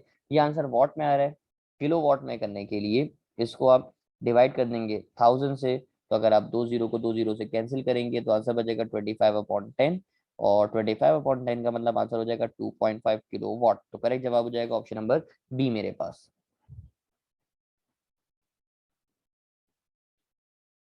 एमसीक्यू नंबर 49 में आपसे कहा work done on a body equals to change in test. तो बेटा वर्क डन पोटेंशियल एनर्जी के बराबर भी हो सकता है, क्योंकि जब आप हाइट पे लेके जाएंगे तो पोटेंशियल एनर्जी के बराबर होगा। अगर आप किसी बॉडी को हॉरिजॉन्टली मूव कराएंगे, हॉरिजॉन्टली मूव कराने का मतलब तो यहाँ पे काइनेटिक एनर्जी के बराबर भी होगा, यानी पोटेंशियल एनर्जी भी काइनेटिक एनर्जी भी, ए भी सही है और सी भी, इसका मतलब टोटल एनर्जी भी पॉसिबल हो सकता है। तो करेक्ट जवाब हो जाएगा ऑप्शन नंबर डी यानी ऑल ऑफ दीज। ज़्यादा डिटेल में नहीं जाते क्योंकि वरना वैसी लेक्चर इतना लेंदी हो गया, फिर और लेंदी हो जाएगा। MCQ number 50। 50 में आपसे कहा है certain force on an object and its kinetic energy changes from 65 to 130, the work done by the force is dash। अब वर्क डन यहाँ पे बराबर होगा चेंज ऑफ काइनेटिक एनर्जी के, काइनेटिक एनर्जी के चेंज के बराबर होगा। काइनेटिक एनर्जी का चेंज निकालने का तरीका होगा ज्यादा में से कम को माइनस कर दीजिए, ज्यादा नजर आ रहा है 130, कम नजर आ रहा है 65, तो 130 में से अगर आप 65 माइनस करेंगे तो आंसर आएगा 65 जूल्स। तो करेक्ट जवाब हो जाएगा option number C. MCQ number 50 के बाद एमसीक्यू नंबर 51 पढ़ेंगे। तो उसने आपसे कहा हुआ है the amount of work required to stop a moving object is equal to what. बेटा किसी भी मूविंग ऑब्जेक्ट को रोकने के लिए, मूविंग अगर ऑब्जेक्ट आ रहा है तो उसको रोकने के लिए उतना ही वर्क करना पड़ेगा जितनी उसके पास काइनेटिक एनर्जी है, यानी work is equivalent to energy. ये आपने पढ़ा होगा ना, वर्क एनर्जी इक्वेशन पढ़ी होगी, वर्क बराबर होगा काइनेटिक एनर्जी की, यानी उतना ही वर्क करना पड़ेगा जितनी इसके पास काइनेटिक एनर्जी है। तो करेक्ट जवाब हो जाएगा ऑप्शन नंबर सी यानी kinetic energy of the object. MCQ number 52 भी आसान है बेटा। 52 में आपसे कहा the work energy applies is valid for work energy principle. बेटा work energy principle change in kinetic energy, change in potential energy, change in elastic potential energy, all types of energy के लिए पॉसिबल है। और work energy equation है क्या, तो work energy equation भी आपको पता होगी। वर्क एनर्जी इक्वेशन बेटा कहलाती है, मैं अगर आपको लिख के बताऊं,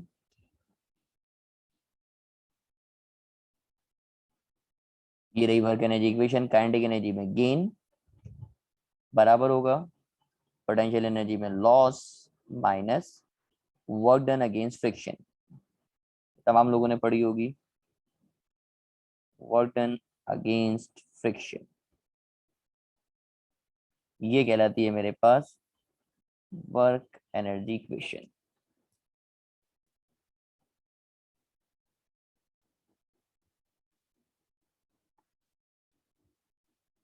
एमसीक्यू नंबर 53 देखते हैं। एमसीक्यू नंबर 53 में कहा mathematical form of the work energy principle is dash. तो इसमें बेटा याद रखिएगा, आपने पढ़ा है ना, वर्क बराबर होगा kinetic energy, change of kinetic energy. तो वर्क का फॉर्मूला होगा F D, right. Change of kinetic energy का मतलब फाइनल माइनस इनिशियल होगा, kinetic energy final minus kinetic energy of initial. अब kinetic energy final, kinetic energy initial का just formula आपको बना के दिखाना, आपका आंसर आ जाएगा। ये देखिएगा, F D kinetic energy final का फॉर्मूला बनेगा half M V F square, और काइनेटिक एनर्जी इनिशियल का फॉर्मूला बनेगा half M V I square. तो करेक्ट आंसर मुझे बनता हुआ नजर आ रहा है ऑप्शन नंबर बी। करेक्ट जवाब ऑप्शन नंबर बी हो जाएगा। एमसीक्यू नंबर 53 के बाद एमसीक्यू नंबर 54। 54 में आपसे कह रहा है एफर्ट मल्टीप्लाई बाय डिस्टेंस। बेटा एफर्ट कभी भी कहते हैं वो फोर्स जो आप अप्लाई करते हैं उसको हमेशा एफर्ट कहा जाता है, और इसका ताल्लुक होता है इनपुट से। ये 9th क्लास में आपको फॉर्मूला पढ़ाया जाता था कि एफर्ट, इसको लिखते थे P मल्टीप्लाई बाय डी, यानी इनपुट का फॉर्मूला होता था P मल्टीप्लाई बाय डी, यानी एफर्ट मल्टीप्लाई बाय डिस्टेंस या एफर्ट आर्म।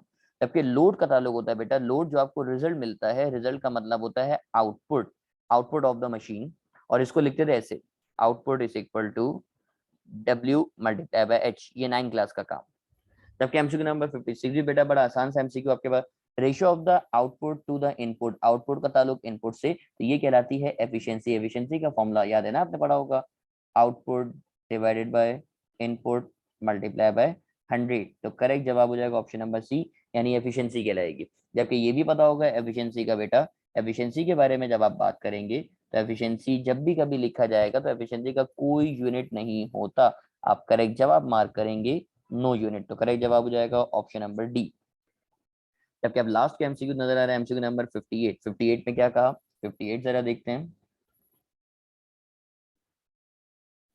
एमसीक्यू नंबर 58 में आपसे कह रहा है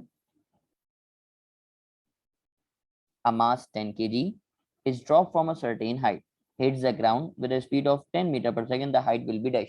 अब इसमें बेटा कन्वर्जेशन ऑफ एनर्जी लगेगी, law of conservation of energy. एक एनर्जी दूसरे फॉर्म में कन्वर्ट होगी, यानी पोटेंशियल एनर्जी में गेन बराबर होगा, सॉरी, पोटेंशियल एनर्जी में लॉस बराबर होगा काइनेटिक एनर्जी में गेन। क्योंकि आपने जब ऑब्जेक्ट को ड्रॉप किया है, अब वो ऑब्जेक्ट डाउनवर्ड मूव करेगा तो उसकी पोटेंशियल काइनेटिक एनर्जी बढ़ेगी, पोटेंशियल एनर्जी कम होगी। पोटेंशियल एनर्जी का फॉर्मूला mgh, काइनेटिक एनर्जी का formula half mv square, right. ये फॉर्मूला आपके पास आ गया। कुछ अगर इसमें कैंसिल हो रहा है तो वो कैंसिल कर दीजिए, यकीनन आप कैंसिल करेंगे। सर ये देखिए, मास से मास कैंसिल हो गया। अब मुझे क्योंकि हाइट चाहिए तो जाहिर सी बात है, हाइट अगर चाहिए तो अब मैं वैल्यूज रखता हूँ, वैल्यूज पुट करेंगे यहाँ पे। ग्रेविटी की जगह आ गया 10, हाइट मुझे चाहिए ये रहा हाफ, और वी स्क्वायर की जगह पे आ जाएगा 10 का स्क्वायर। बेटा 10 से ये स्क्वायर कैंसिल हो जाएगा, तो जो बचेगी वैल्यू वो क्या बचेगी, वैल्यू बचेगी एच इज इक्वल टू 10/2। 10 को 2 से डिवाइड करेंगे, 2 1 द 2, 2 5 द 10, तो हाइट का जो आंसर आएगा वो कितना आएगा, 5 मीटर। करेक्ट जवाब हो जाएगा option number D. MCQ number 59 नजर आ रहा है। एमसीक्यू नंबर 59 में क्या कह रहा है, in a free falling system if potential energy is equal to kinetic energy then force of friction will be dash. तो फोर्स ऑफ फ्रिक्शन जो है जीरो हो जाएगी, यानी आप कोई फ्रिक्शन, मतलब जितनी पोटेंशियल एनर्जी उतनी काइनेटिक एनर्जी, किसी का लॉस ही नहीं हुआ।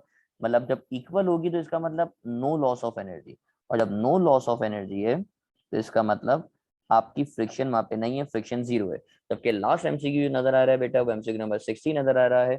एमसीक्यू नंबर 60 में नजर आ रहा है in the presence of the air friction the relation for the free falling body. अब आपको याद होगा, पता नहीं आपको याद है नहीं याद, मैं अगर आपको बताऊं तो इसकी इक्वेशन ये है, लिख के दिखाते हैं इसको। काइनेटिक एनर्जी में गेन बराबर होता था पोटेंशियल एनर्जी में loss minus work done against friction.